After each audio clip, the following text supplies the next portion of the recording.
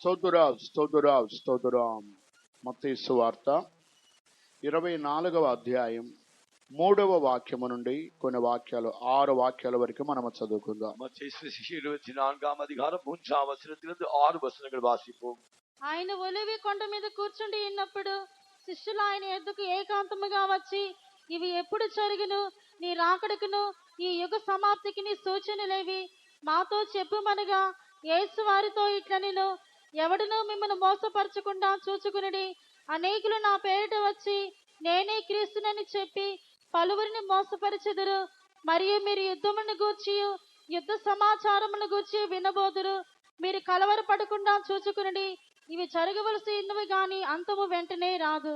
దేవుని యొక్క నామమునకు మహిమ కలుగుగాక. దేవుని నామమునకు మహిమ ఉండాగట్టు. ప్రభు అయినటువంటి యేసుక్రీస్తు ఈ భూమి మీద జీవించిన దినములలో ఆయనను తన శిష్యులు అనేక మంది జన సమూహము ప్రభువును వెంబడించి ఉన్నారు. கர்த்தராக இயேசு கிறிஸ்து இந்த உலகத்தில் அவர் ஊழியம் செய்யும்போது அவருடைய சீஷர்களும் திரளான ஜனங்களும் அவரை பின்பற்றினார்கள். పరలోక రాజ్యము యొక్క మర్మములు ఉపమాన రీతిగా ప్రభు తన శిష్యులకి జన సమూహానికి ఆయన వెంబడించి ఉన్నారు. பரலோக ராஜ்யத்தின் ரகசியங்களை அவர் ஓமைகளின் மூலமாக தம்முடைய சீஷர்களுக்கும் தம்மை பின்பற்றின ஜனங்களுக்கும் அவர் அறிவித்தார்.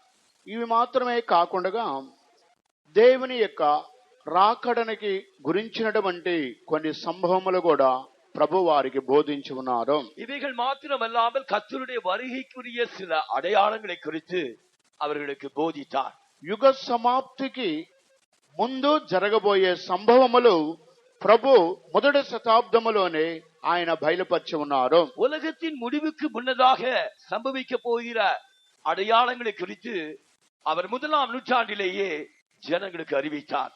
అప్పుడు శిష్యులు ఏకాంతముగా ప్రభు దగ్గరకు వచ్చి, ప్రభువా, ఇవి ఎప్పుడు జరుగును? మీ యొక్క రాకడకి ఈ యుగ సమాప్తికి సూచనలు ఏమి అని వారు ప్రభువుని అడిగి ఉన్నారు. கர்த்தராகிய இயேசுவை அவருடைய சீஷர்கள் அவர் தனித்திருக்கையில் அவரிடத்தில் வந்து, உலகத்தின் முடிவுக்கும் உம்முடைய வருகைக்கும் அடையாளம் என்ன என்று, இவைகள் எப்பொழுது சம்பவிக்கும் என்று கேட்டார்கள். అప్పుడు యేసుక్రీస్తు వారికి ఇచ్చినటువంటి జవాబును ఈ దినాలలో మనం నేర్చుకుంటున్నాము. அப்பொழுது கர்த்தராகிய இயேசு கிறிஸ்து அவர்களுக்கு தந்த பதிலிலே நாம் இந்த வசனங்களை இப்பொழுது தியானித்து வருகிறோம். 4వ వాక్యం చదువుకుందాం. 4ஆம் வசனத்தை வாசிப்போம். యేసు వారితో ఇట్లనెను, ఎవడునూ మిమ్మల్ని మోసపరచకుండా చూచుకునుడి. యేసు వారితో ఇట్లనెను, ఎవడును మిమ్మల్ని మోసపరచుకోకుండా చూసుకోనండి. இயேசு அவர்களுக்கு பிரதியுத்தரமாக, ஒருவனும் உங்களை வஞ்சியாதபடிக்கு எச்சரிக்கையாருங்கள். ఈ యొక్క మోసము అనేది సాతాను యొక్క స్పిరిట్ అయి ఉంటున్నది. இந்த வஞ்சிப்பது என்பது இது சாத்தானுடைய ஆவியாய் இருக்கிறது. దీనిని గురించి గత దినములలో మనం విని ఉన్నాము. இதை குறித்து கடந்த நாட்களிலே நாம் தியானித்தோம். ఆ తర్వాత అనేకులు 5వ వాక్యములో అనేకులు నా పేరట వచ్చి నేనే క్రీస్తునని చెప్పి పలువురిని మోసపరిచెదరు అని ప్రభు సెలవిచ్చున్నాడు. 5ஆம் வசனத்தில் பார்க்கும்போது அநேகர் என் நாமத்தை தரித்துக் கொண்டு நானே கிறிஸ்து என்று சொல்லி அநேகரை வஞ்சிப்பார்கள் என்று நாம் பார்க்கிறோம். క్రీస్తు పేరు చెప్పుకుంటూ అనేక మందిని మోసపరిచేవారు ఈ యొక్క అంత్య దినములలో ఉంటున్నారని ప్రభు సెలవిచ్చారు. கிறிஸ்துவின் நாமத்தை தரித்துக் கொண்டு வஞ்சிக்கிறவர்கள் இந்த கடைசி காலத்திலே அநேகர் இருக்கிறார்கள் என்று நாம் பார்க்கிறோம். దానిని గురించి కూడా గత దినములలో మనం విని ఉన్నాము. இதை குறித்தும் கடந்த வாரங்களிலே நாம் தியானித்தோம். 6వ వాక్యములో మీరు యుద్ధములను గురించి యుద్ధ సమాచారములను గురించి వినినప్పుడు మీరు కలవరపడకుండా చూసుకోనుడి. 6ஆம் வசனத்திலே யுத்தங்களின் செய்திகளை நீங்கள் கேள்விப்படும் போது கலங்காதிருங்கள். ఈ యొక్క యుద్ధములు ఇప్పటికి 2 ప్రపంచ యుద్ధములు జరిగినట్లుగా ఈ యొక్క చరిత్ర మనకు తెలియపరుచున్నది. இப்பொழுது நாம் சரித்திரத்தை பார்க்கும்போது 2 உலக மகா யுத்தங்கள் நடைபெற்றதாக அது அறிவிக்கிறது. 3వ ప్రపంచ యుద్ధము జరగడానికి అన్ని ఏర్పాట్లు సిద్ధపాట్లు రెడీగా ఉన్నవి. 3ஆம் உலகப் போர் ஆரம்பமாவதற்கான ஆயத்தங்கள் எல்லாம் காணப்படுகிறது. పలు విధమైనటువంటి యుద్ధములు ఈ యొక్క భూమిలో జరిగినట్లుగా ఇంతవరకు ఈ దేశంలో ఉన్న అనేక మంది జనులకు తెలిసినటువంటి కార్యము. இந்நாட்டிலே அநேக விதமான யுத்தங்கள் இந்த பூமியிலே நடந்ததாக தேசத்தை ஜனங்கள் அறிந்திருக்கிறார். పోయిన వారం ఆత్మ సంబంధమైనటువంటి యుద్ధములు దేవుని యొక్క రాకడకు ముందు దేవుని బిడ్డలు చేయబోయే వారు ఎదుర్కొనబోయే యుద్ధములను గురించి గత వారములో మనం విని ఉన్నాము. கடந்த காலத்திலே தேவனுடைய ஜனங்கள் கர்த்தருடைய வருகைக்கு முன்னதாக ஆவிக்குரிய விதத்தில் சந்திக்க போகிற யுத்தங்களை குறித்து நாம் தியானித்தோம். దేవునికి స్తోత్రం కలుగునుగాక. கர்த்தருக்கு ஸ்தோத்திரம் உண்டாவதாக. అక్షరానుసారమైన యుద్ధములు ఆత్మ సంబంధమైనటువంటి యుద్ధములను గురించి గత 2 వారములలో దేవుడు మనతో తేటగా మాట్లాడి ఉన్నారు. எழுத்தின்படி நடக்கிற யுத்தங்களை குறித்தும் ஆவிக்குரிய ஜீவியத்தில் நாம் சந்திக்கிற யுத்தங்களை குறித்தும் கடந்த 2 வாரங்களாக தியானித்தோம். ఈ యొక్క యుద్ధములను గురించి ఈ దినమును కూడా మరికొన్ని కార్యములు మనము ధ్యానించినట్లయితే இன்னும் யுத்தங்களை குறித்து இன்னும் சில காரியங்களை நாம் தியானிப்போம் என்றால் యూదా పత్రిక 3వ వాక్యమును పోయిన వారం మనము చదివిన విధముగా మరలా ఈ రోజు కూడా ఆ వాక్యమును మనము చదివినట్లయితే யூதா நிருபத்திலே 3ஆம் வசனத்தை நாம் போன வாரத்திலே தியானித்த வண்ணமாக இன்றும் தியானிப்போம் என்றால், ప్రియులారా, మనకందరికి కలిగిన రక్షణను గూర్చి మీకు వ్రాయవలని విశేష ఆసక్తి గలవాడనై ప్రయత్నపడుచుండగా పరిశుద్ధులకు ఒక్కసారి అప్పగింపబడిన బోధ నిమిత్తము మీరు పోరాడవలనని మిమ్మల్ని వేడుకొనుచు మీకు వ్రాయవలసి వచ్చెను. దేవునికి స్తోత్రం కలుగునుగాక. தேவனுக்கு ஸ்தோத்திரம் உண்டாகட்டும். పరిశుద్ధులకు ఒక్కసారే అప్పగింపబడిన బోధ నిమిత్తము మీరు పోరాడవలని మిమ్మును వేడుకొనుచు మీకు వ్రాయిచున్నాను. பரிசுத்தவான்களுக்கு ஒரு விசை ஒப்புவிக்கப்பட்ட விசுவாசத்திற்காக தைரியமாய் போராட வேண்டும் என்று உங்களுக்கு நிருபத்தை எழுதுகிறேன். వేరే భాషలో పరిశుద్ధులకు ఒక్కసారే అప్పగింపబడిన విశ్వాసము నిమిత్తము పోరాడాలి అని రాయబడి ఉన్నది. மற்ற பாஷைகளிலே இந்த வசனமானது பரிசுத்தவான்களுக்கு ஒரு விசை ஒப்புவிக்கப்பட்ட விசுவாசத்திற்காக என்று எழுதப்பட்டிருக்கிறது. దేవుని బిడ్డలకి విశ్వాసము కలగవాలంటే దానికి ముందు వారు దేవుని యొక్క లేఖనములను దేవుని యొక్క ఉపదేశమును బోధను వారు విశ్వసించేవారుగా ఉండాలి. தேவனுடைய ஜனங்களுக்கு விசுவாசம் உருவாக வேண்டும் என்றால் அதற்கு முன்னதாக அவர்கள் தேவனுடைய வசனங்களையும் தேவனுடைய காரியங்களையும் அவர்கள் சிறப்பட வேண்டும். వినుట వలన విశ్వాసము కలుగును అని దేవుని యొక్క వాక్యము తెలియపరుచున్నది. கேள்வியினாலே விசுவாசம் வருகிறது என்று எழுதப்பட்டிருக்கிறது. ఉపదేశము బోధ మనము వినుట ద్వారా మనకు ఒక విశ్వాసము కలుగుచున్నది. நாம் போதகத்தையும் இந்த உபதேசத்தையும் கேட்கும் போது நமக்குள்ளே ஒரு விசுவாசம் உருவாகிறது. ఈ యొక్క బోధన గురించి బైబిల్లో మనం చూచినట్లయితే இந்த போதகத்தை குறித்து நாம் வேதத்திலே பார்க்கும் போது ఈ బోధ నిమిత్తము మనము పోరాడాలి అని రాయబడి ఉన్నది. இந்த போதகத்தின் நிமித்தமாக நாம் போராட வேண்டும் என்று எழுதப்பட்டிருக்கிறது. వేద గ్రంథములో 7 రకములైన బోధనల గురించి రాయబడి ఉన్నది. வேத புஸ்தகத்திலே 7 விதமான போதகங்களை குறித்து எழுதப்பட்டிருக்கிறது. వీటన్నిటిలో శ్రేష్టమైనది అపోస్తలుల యొక్క బోధ. இவைகள் எல்லாவற்றிலும் மிகவும் விசேஷமானதுதான் அப்போஸ்தலருடைய உபதேசம். ఈ ఉదయకాల సమయములో ఈ పరిశుద్ధులకు ఒక్కసారే అప్పగింపబడిన బోధ నిమిత్తం విశ్వాస నిమిత్తం మనం పోరాడాలి. பரிசுத்தவான்களுக்கு ஒரு விசை ஒப்புவிக்கப்பட்ட இந்த உபதேசத்திற்காக இந்த விசுவாசத்திற்காக நாம் தைரியமாய் போராட வேண்டும். ఇక బోధ నిమిత్తము ఉపదేశములో మనం పోరాడేవారుగా ఉండాలి. இந்த உபதேசத்திற்காக நாம் போராடுவர்களாக காணப்பட வேண்டும். దేవుని యొక్క నామానికి మహిమ కలుగును గాక. தேவனுடைய நாமத்திற்கு மகிமை உண்டாகட்டும். ఈ యొక్క బోధలో మొదటి యొక్క బోధన మనం చూసినట్లయితే இந்த உபதேசத்திலே முதலாவது போதனையை நாம் பார்ப்போம் என்றால் ఇది శాస్త్ర పరిసయ్యుల యొక్క బోధ అంటున్నది. இது பரிசேயருடைய போதனையாக இருக்கிறது. మొదటి బోధ పరిసయ్యుల యొక్క బోధ. முதலாவது போதனை அது பரிசேயருடைய போதனை. రెండవ బోధ చూసినట్లయితే సద్దూకైల యొక్క బోధ. இரண்டாவது உபதேசத்தை நாம் பார்ப்போம் என்றால் இது சதுசேயருடைய உபதேசம். మూడవ బోధ మనం చూసినట్లయితే నికోలాయిల యొక్క బోధ. மூன்றாவது உபதேசத்தை நாம் பார்ப்போம் என்றால் அது நிக்கோதேமுடைய போதனை. నాలుగవదిగా బిలాము యొక్క బోధ. நான்காவதாக பார்க்கும்போது அது பிலேயாமுடைய போதனை. ఐదవది హెజబేలు యొక్క బోధ. ஐந்தாவதாக நாம் பார்க்கும்போது அது எசேபேலுடைய போதனை.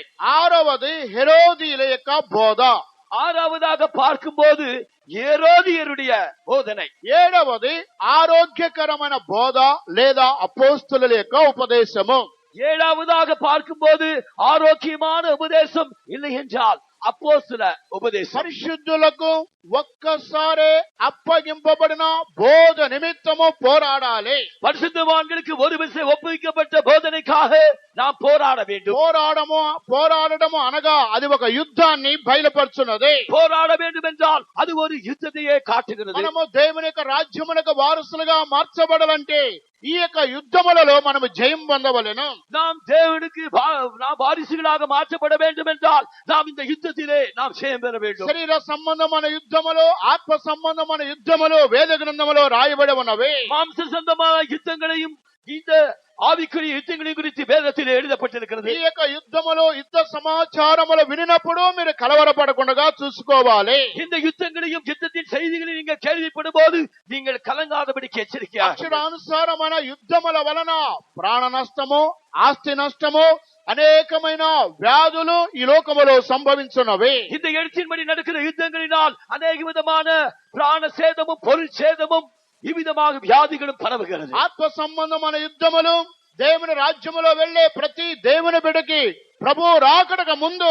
పలు విధమైన ఆత్మ సంబంధమైన యుద్ధముల వారిలో కలుగుతున్నవి. கர்த்தருடைய வருகைக்கு முன்னதாக அவருடைய வருகைக்கு ஆயத்தமாகிற ஒவ்வொரு தேவனுடைய பிள்ளைக்கும் ஆவிக்குரிய யுத்தங்கள் உண்டு.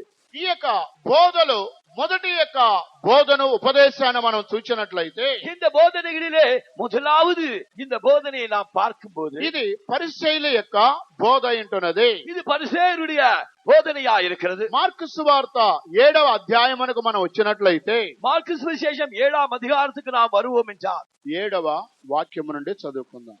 7వ వచనದಿಂದ వాసిద్దాం. వారు మానవులు కల్పించిన పద్ధతులు దేవోపదేశములని బోధించుచు నన్ను వ్యర్థముగా ఆరాధించుదురు అని వ్రాయబడినట్టు వేషధారులైన మిమ్మల్ని గూర్చి యెషయా ప్రవచించినది సరియే. మీరు దేవుని ఆజ్ఞను విడిచిపెట్టి మనుషుల పారంపర్యాచారమును గైకొనుచున్నారు. మరియు ఆయన మీరు మీ పారంపర్యాచారమును గైకొనుటకు దేవుని ఆజ్ఞను బొత్తిగా నిరాకరించుదురు. దేవునికి స్తోత్రం కలుగుగాక. దేవునికి స్తోత్రం ఉండాగట్టు. ఇక్కడ పరిసయ్యుల యొక్క బోధ, వారి ఆచారమును గురించి రాయబడి ఉన్నది.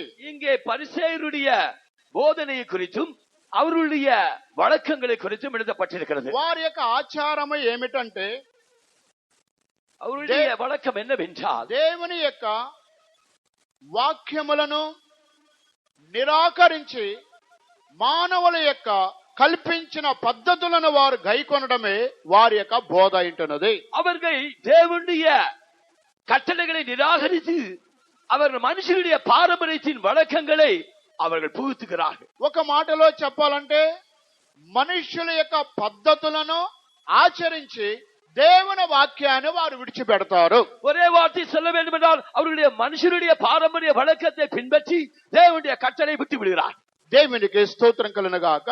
దేవునికి స్తోత్రం ఉండాలి. మార్కు సువార్త 7వ అధ్యాయం మొదటి నుండి మనము కొన్ని వాక్యాలు చదివినట్లయితే మీకు స్పష్టంగా అర్థమవుతుంది.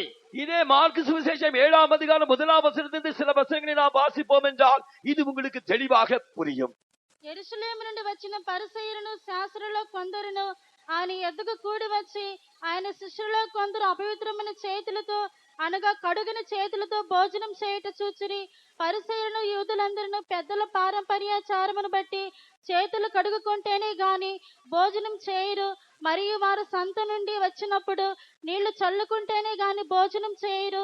ఇదియోగాక గిన్నెలను, కుండలను, ఇత్తడి పాత్రలను నీళ్లలో కడుగుట మొదలుగు అనేకాచారములు వారు అనుసరించేది వారు. దేవునికి స్తోత్రం కలుగుగాక. దేవునికి స్తోత్రం ఉండాలి. ఇక్కడ శాస్త్రులకి, పరిసయ్యులకి కొన్ని ఆచారాలు వారికి ఉండేవి. இங்கே இந்த வேதபாரருக்கும் பரிசேயருக்கும் சில வழக்கங்கள் இருந்தன. వారు చేతులు కడుగుకొనిన తర్వాతే వారు భోజనము చేయాలి. அவர்கள் கைகளை கழுவின பின்னே அவர்கள் போஜனம் செய்ய வேண்டும். ఆ చేతులు కడగకుండా వారు ఆహారం భుజించకూడదు. அவர்கள் கைகளை கழுவாமல் அவர்கள் போஜனம் புசிக்க கூடாது. వారు ఒకవేళ మార్కెట్ కి సంతకు వెళ్లి తిరిగి వచ్చిన తర్వాత కూడా వారు చేతులు కడుక్కోవాలి. ஒருவேளை அவர்கள் மார்க்கெட்டுக்கோ சந்தைக்கோ போய் திரும்பி வரும்போது அவர்கள் ஸ்நானம் பண்ணாமல் செய்யக்கூடாது. వారి యొక్క గిన్నెలను, కుండలను, మంచములను, ఇత్తడి పాత్రలు, నీళ్లలో కడిగేటువంటి పలు ఆచారాలు వారికి ఉన్నవి. அவர்கள் தங்கள் செம்புகளையும் கிண்ணங்களையும் அவர்கள் குடங்களையும் மனைகளையும் அவர்கள் கழுவுவது அவர்களுக்கு ஒரு வழக்கமாயிருந்தது. అయితే ఇది పరిసయ్యులు శాస్త్రులకు ఉన్నటువంటి ఒక ఆచారమైంటున్నది. இது பரிசேயருக்கும் இந்த வேதபாரருக்கும் அது ஒரு வழக்கமாயிருந்தது. మనుషుల యొక్క పద్ధతులను వారు తూచా తప్పకుండా ఆచరిస్తున్నారు. కానీ దేవుని యొక్క వాక్యమును వారు నిరాకరించి జీవించిన వారుగా కనబడుతున్నారు. அவர்கள் மனுஷனுடைய பாரம்பரியத்தை தவறாமல் பின்பற்றுகிறார்கள். ஆனால் தேவனுடைய வசனத்தையோ தள்ளி விடுகிறார்கள். ఉదాహరణ, వీటికి మనం కొన్ని ఉదాహరణలు చూచినట్లయితే, இதற்கென்று நாம் ஒரு உதாரணத்தை பார்ப்போம் என்றால், వారు ఒక గృహము కట్టుకున్నప్పుడు కొన్ని పద్ధతులు, పూర్వీకులు ఆచరించిన పద్ధతులు కొంతమంది ఆచరిస్తున్నారు. விதமாக ஒரு வீட்டை கட்டும் போது அவர்களுடைய முற்பிதாக்கள் பின்பற்றின பாரம்பரியத்தை சிலர் செய்கிறார்கள். ఆ తర్వాత ఎవరైనా వారు కుటుంబంలో మరణించినట్లయితే ఆ పద్ధతులు కూడా వారు ఆచరిస్తున్నారు. யாராவது அவருடைய குடும்பத்திலே மரித்தால் அந்நாளிலும் கூட அவிதமான பாரம்பரியத்தை பின்பற்றுகிறார். దేవుని సేవకులను పిలిచి కూటమి పెట్టుకున్నారు. కూటమే వారు వెళ్లిపోయిన తర్వాత లేదా వారు రాకముందు వారు మానవులు కల్పించిన పద్ధతుల ప్రకారంగా సావు దినాలలోను, కర్మ దినాలలోను, ఆ తర్వాత గృహప్రవేశము దినాలలోను వారు మనుషుల యొక్క పారంపర్య ఆచారములు ఆచరించే విశ్వాసులు ఉన్నారు. அவ்விதமாக தங்களுடைய அந்த மரண நாளிலே அவர்கள் சில வேளைகளிலே விதமாக ஊழியர்களை அழைத்து கூட்டம் வைத்துக் கொள்கிறார்கள். அவர்கள் போன பின்பாக அந்த பாரம்பரியத்தை அவர்கள் பின்பற்றுகிறார்கள். இல்லை என்றால் வருவதற்கு முன்னதாக அந்த மனுஷனுடைய பாரம்பரியத்தை பின்பற்றுகிறார்கள். இவ்விதமாக அவர்கள் நினைவு நாள்களிலும் இவ்விதமாக இந்த புதிய வீடு கட்டுவது அந்த ஆரம்ப நாளிலும் அவர்கள் அப்படிப்பட்ட பாரம்பரியத்தை பின்பற்றுகிறார்கள். వివాహ దినాలలో గాని, விவாக நாட்களிலோ, బర్త్డే దినాలలో గాని, பிறந்த நாளிலோ, ఆ తర్వాత గృహప్రవేశ దినాలలో గాని, இல்லாவிட்டால் புதுமனை புகுவிழாவிலோ, ఈ విధంగా వారు కుటుంబంలో జరిగినటువంటి పలు సందర్భాలలో మనుష్యుల పారంపర్య ఆచారములు పూర్వకాలములో నుండి ఈ పద్ధతులు ఉన్నవని ఆ కార్యాలు ఆచరించేవారు ఉన్నారు. அவர்கள் பூர்வ காலிலிருந்து பிதாக்களின் பாரம்பரியத்தின்படி இந்த காரியங்கள் இருக்கிறது என்று சொல்லி அதை அவர்கள் பின்பற்றுகிறார். కార్యాలు చేస్తున్నారు. కానీ దేవుని యొక్క వాక్యములను, దేవుని యొక్క ఆజ్ఞను వారు నిరాకరించిన వారుగా కనబడుతున్నారు. அவர்கள் அப்படிப்பட்ட பூர்வ பிதாக்களின் பாரம்பரியத்தை பின்பற்றுகிறார்களே ஒழிய அவர்கள் தேவனுடைய வசனத்தை தள்ளி விடுகிறார்கள். అందువల్ల ఈ వాక్యం మరలా చదువుకుందాం. మార్కు సువార్త 7వ అధ్యాయము 8, 9 మరలా చదువుకుందాం. மறுபடியும் அந்த మార్కు సువిశేషం 7వ அதிகாரம் 7, 8, 9 వచనத்தை వాసి. మీరు దేవుని ఆజ్ఞను విడిచిపెట్టి మనుషుల పారంపర్యాచారమును గైకొనుచున్నారు. వీరు దేవుని ఆజ్ఞను విడిచిపెట్టి మనుషుల పారంపర్య ఆచారములను గైకొనుచున్నారు. இவர்கள் தேவனுடைய கட்டளையை தள்ளிவிட்டு அவர்கள் மனுஷனுடைய பாரம்பரியத்தை பின்பற்றுகிறார். పూర్వకాలములో నుండి వివాహం జరిగినప్పుడు, గృహప్రవేశం జరిగినప్పుడు, మరణం సంభవించినప్పుడు, పుట్టినరోజుకి, పండుగలకి, పలు సందర్భాలలో వారు పితరుల యొక్క పారంపర్య ఆచారములను వారు ఆచరిస్తూ చివరికి దేవుడు నియమించిన దేవుని యొక్క ఆజ్ఞలను వారు నిరాకరిస్తున్నారు. இவ்விதமாக அவர்கள் விவாக நாட்களிலும் மரண நினைவுகூரின் நாளிலும் இவ்விதமாக அவர்கள் இந்த புதுமனை புகுவிழாவிலும் அவ்விதமாக பல பண்டிகைகளிலும் அவர்கள் தங்களுடைய பிதாக்களின் பாரம்பரியத்தை பின்பற்றுகிறார்கள். అందువల్ల ఈ యొక్క ఆచారములు ఆచరించేవారే వీరి యొక్క బోధ ఏంటి? పరిసయ్యుల యొక్క బోధ. ஆகையால் இப்படிப்பட்ட பாரம்பரிய வழக்கத்தை பின்பற்றுவர்களுடைய போதனை தான் பரிசேயருடைய போதனை. ఈ యొక్క పరిసయ్యుల యొక్క బోధ మనలోనికి ప్రవేశించకూడదు. இந்த பரிசேயருடைய போதனை நமக்குள்ளே பிரவேசிக்க கூடாது. వారు దేవుని యొక్క ఆజ్ఞను నిరాకరించి మనుషుల యొక్క పద్ధతులు మాత్రమే వారు ఆలోచిస్తున్నారు. அவர்கள் தேவனுடைய கட்டளையை தள்ளிவிட்டு அவர்கள் மனுஷனுடைய பாரம்பரியத்தை மாத்திரம் பின்பற்றுகிறார். మనుషుల యొక్క పారంపర్య ఆచారాలకు వారు ప్రాధాన్యత ఇస్తున్నారు. దేవుని యొక్క వాక్యానికి ప్రాధాన్యత ఇవ్వడం లేదు. அவர்கள் மனுஷனுடைய பாரம்பரிய வழக்கங்களுக்கு அவர்கள் முக்கியத்துவம் கொடுக்கிறார்கள். ஆனால் தேவனுடைய கட்டளைகளுக்கு முக்கியத்துவம் கொடுப்பதில்லை. ఇదే అనుభవం గలతీ సంఘములో ఉన్న విశ్వాసుల జీవితంలో కూడా ఉన్నది. இதே அனுபவம் கலாத்திய சபையில் இருந்த விசுவாசிகளுடைய ஜீவித்திலும் இருந்தது. వారు కూడా పండుగలను ఉత్సవములను వదిలిపి ఒకానొక కాలములో విడిచిపెట్టిన కార్యములు మరలా వాటిని ఆ కార్యాలు చేసేవారుగా ఉంటున్నారు. அவ்விதமாக அவர்கள் பண்டிகை நாட்களையும் மாதங்களையும் மாத பிறப்புகளையும் இவ்விதமாக அவர்கள் ஒரு காலத்திலே விட்டுவிட்ட அந்த பழக்கங்களை அவர்கள் மறுபடியுமாக ஆரம்பித்தார். గలతీయులకు రాసిన పత్రిక 4వ అధ్యాయం 8వ వాక్యము నుండి 11వ వాక్యాల వరకు చదువుకుందాం. గలాతీయర్ పుస్తకం 4వ అధ్యాయం 8వ వచనం నుండి 11వ వచనం వరకు వాసిద్దాం. ఆ కాలమందైతే మీరు దేవుని ఎరిగిన వారే నిజమునకు దేవుళ్ళు కాని వారికి దాసుల ఇంటిరి గాని ఇప్పుడు మీరు దేవుని ఎరిగిన వారును. దేవునికి స్తోత్రం కలుగునుగాక. దేవునికి స్తోత్రం ఉండాగట్టు. ఆ కాలమందైతే మీరు దేవుని ఎరిగిన వారై నిజమునకు దేవుళ్ళు కాని వారికి దాసులై ఉంటిరి గాని ఇప్పుడు మీరు దేవునిని ఎరిగిన వారు.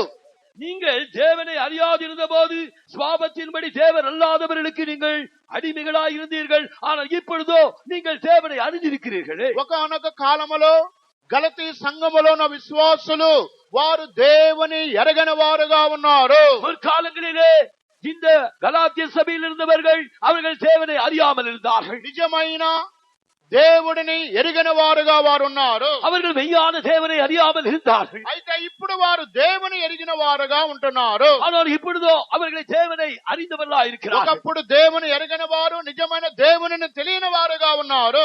ஒரு காலத்திலே தேவனை அறியாதவர்கள் மெய்யான தேவனை அறியாதிருந்தார்கள். ఇప్పుడు దేవుని ఎరిగిన వారుగా ఉన్నారు. இப்பொழுதோ அவர்கள் தேவனை அறிந்தவர்களாய் இருக்கிறார்கள். అప్పుడు దేవుని ఎరిగిన వారు ఎలాగుండాలి? அப்படியானால் தேவனை அறிந்தவர்கள் எவ்விதமாக இருக்க ఇప్పుడు வேண்டும்? 9వ వాక్యం చదవండి. இப்பொழுது 9వ వచనం వాసించండి.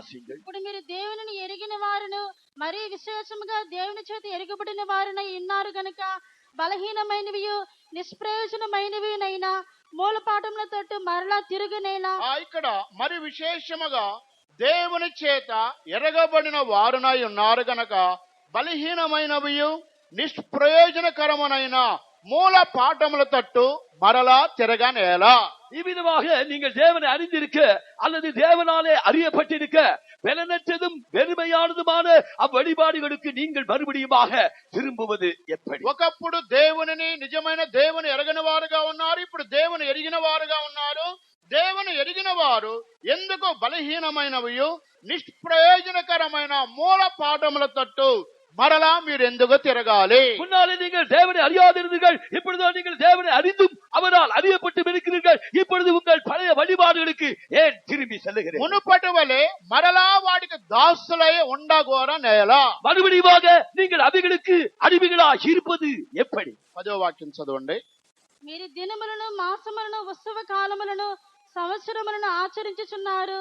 మీ విషయమై నేను పడిన కష్టము వ్యర్థమైపోవునేమో అని మిమ్మల్ని గూర్చి భయపడుచున్నాను. వారు దినములను మాసములను ఉత్సవ కాలములను సంవత్సరములను ఆచరించుచున్నారు. நீங்கள் நாட்களையும் காலங்களையும் வருஷங்களையும் மாதங்களையும் நீங்கள் అనుసరిக்கிறீர்கள். దినములను మాసములను కాలములను పండుగలను సంవత్సరములను ఆచరిస్తున్నారు. நீங்கள் நாட்களையும் மாதங்களையும் காலங்களையும் வருஷங்களையும் பார்க்கிறீர்களே. ఒకానొక కాలములో దేవుని ఎరగని వారుగా ఉన్నారు. ஒரு காலத்திலே நீங்கள் தேவனை அறியாதிருந்தீர்கள். ఇప్పుడు దేవుని ఎరిగిన వారుగా ఉన్నారు. இப்பொழுதோ நீங்கள் தேவனை அறிந்திருக்கிறீர்களே. విశేషముగా దేవుని ఎరిగిన వారుగా ఇప్పుడు ఉన్నారు. விசேஷமா தேவனால் நீங்கள் அறியப்பட்டவர்களாக இருக்கிறீர்கள். దేవుని ఎరిగిన వారు బలహీనమైన విగ్రహములను నిష్ప్రయోజనకరమైన వాటి తట్టు మరలా మీరు తిరగనేలా.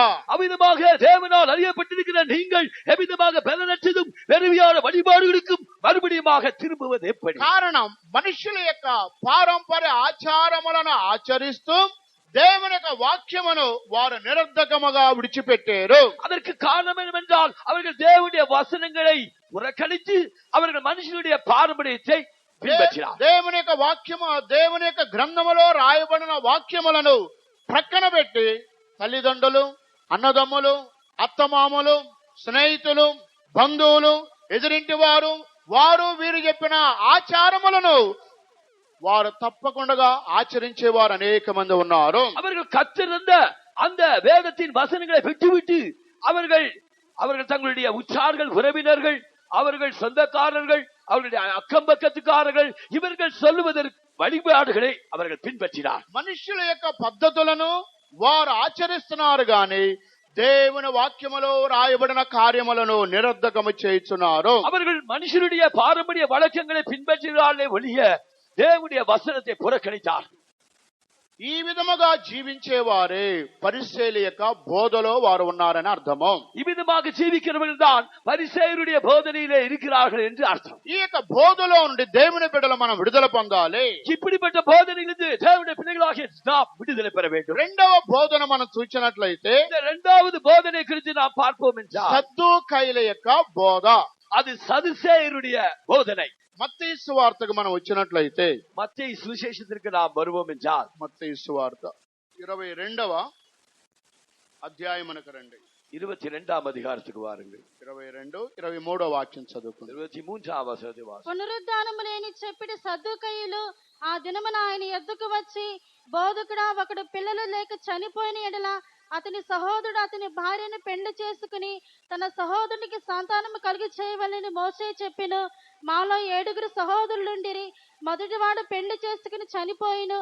అతనికి సంతానము లేనందున అతని సహోదరుడు అతని భార్యను తీసుకునిను. 2వ వాడును, 3వ వాడును, 7వ వాని వరకు అందరూ అలాగే జరిగించి చనిపోయిరి.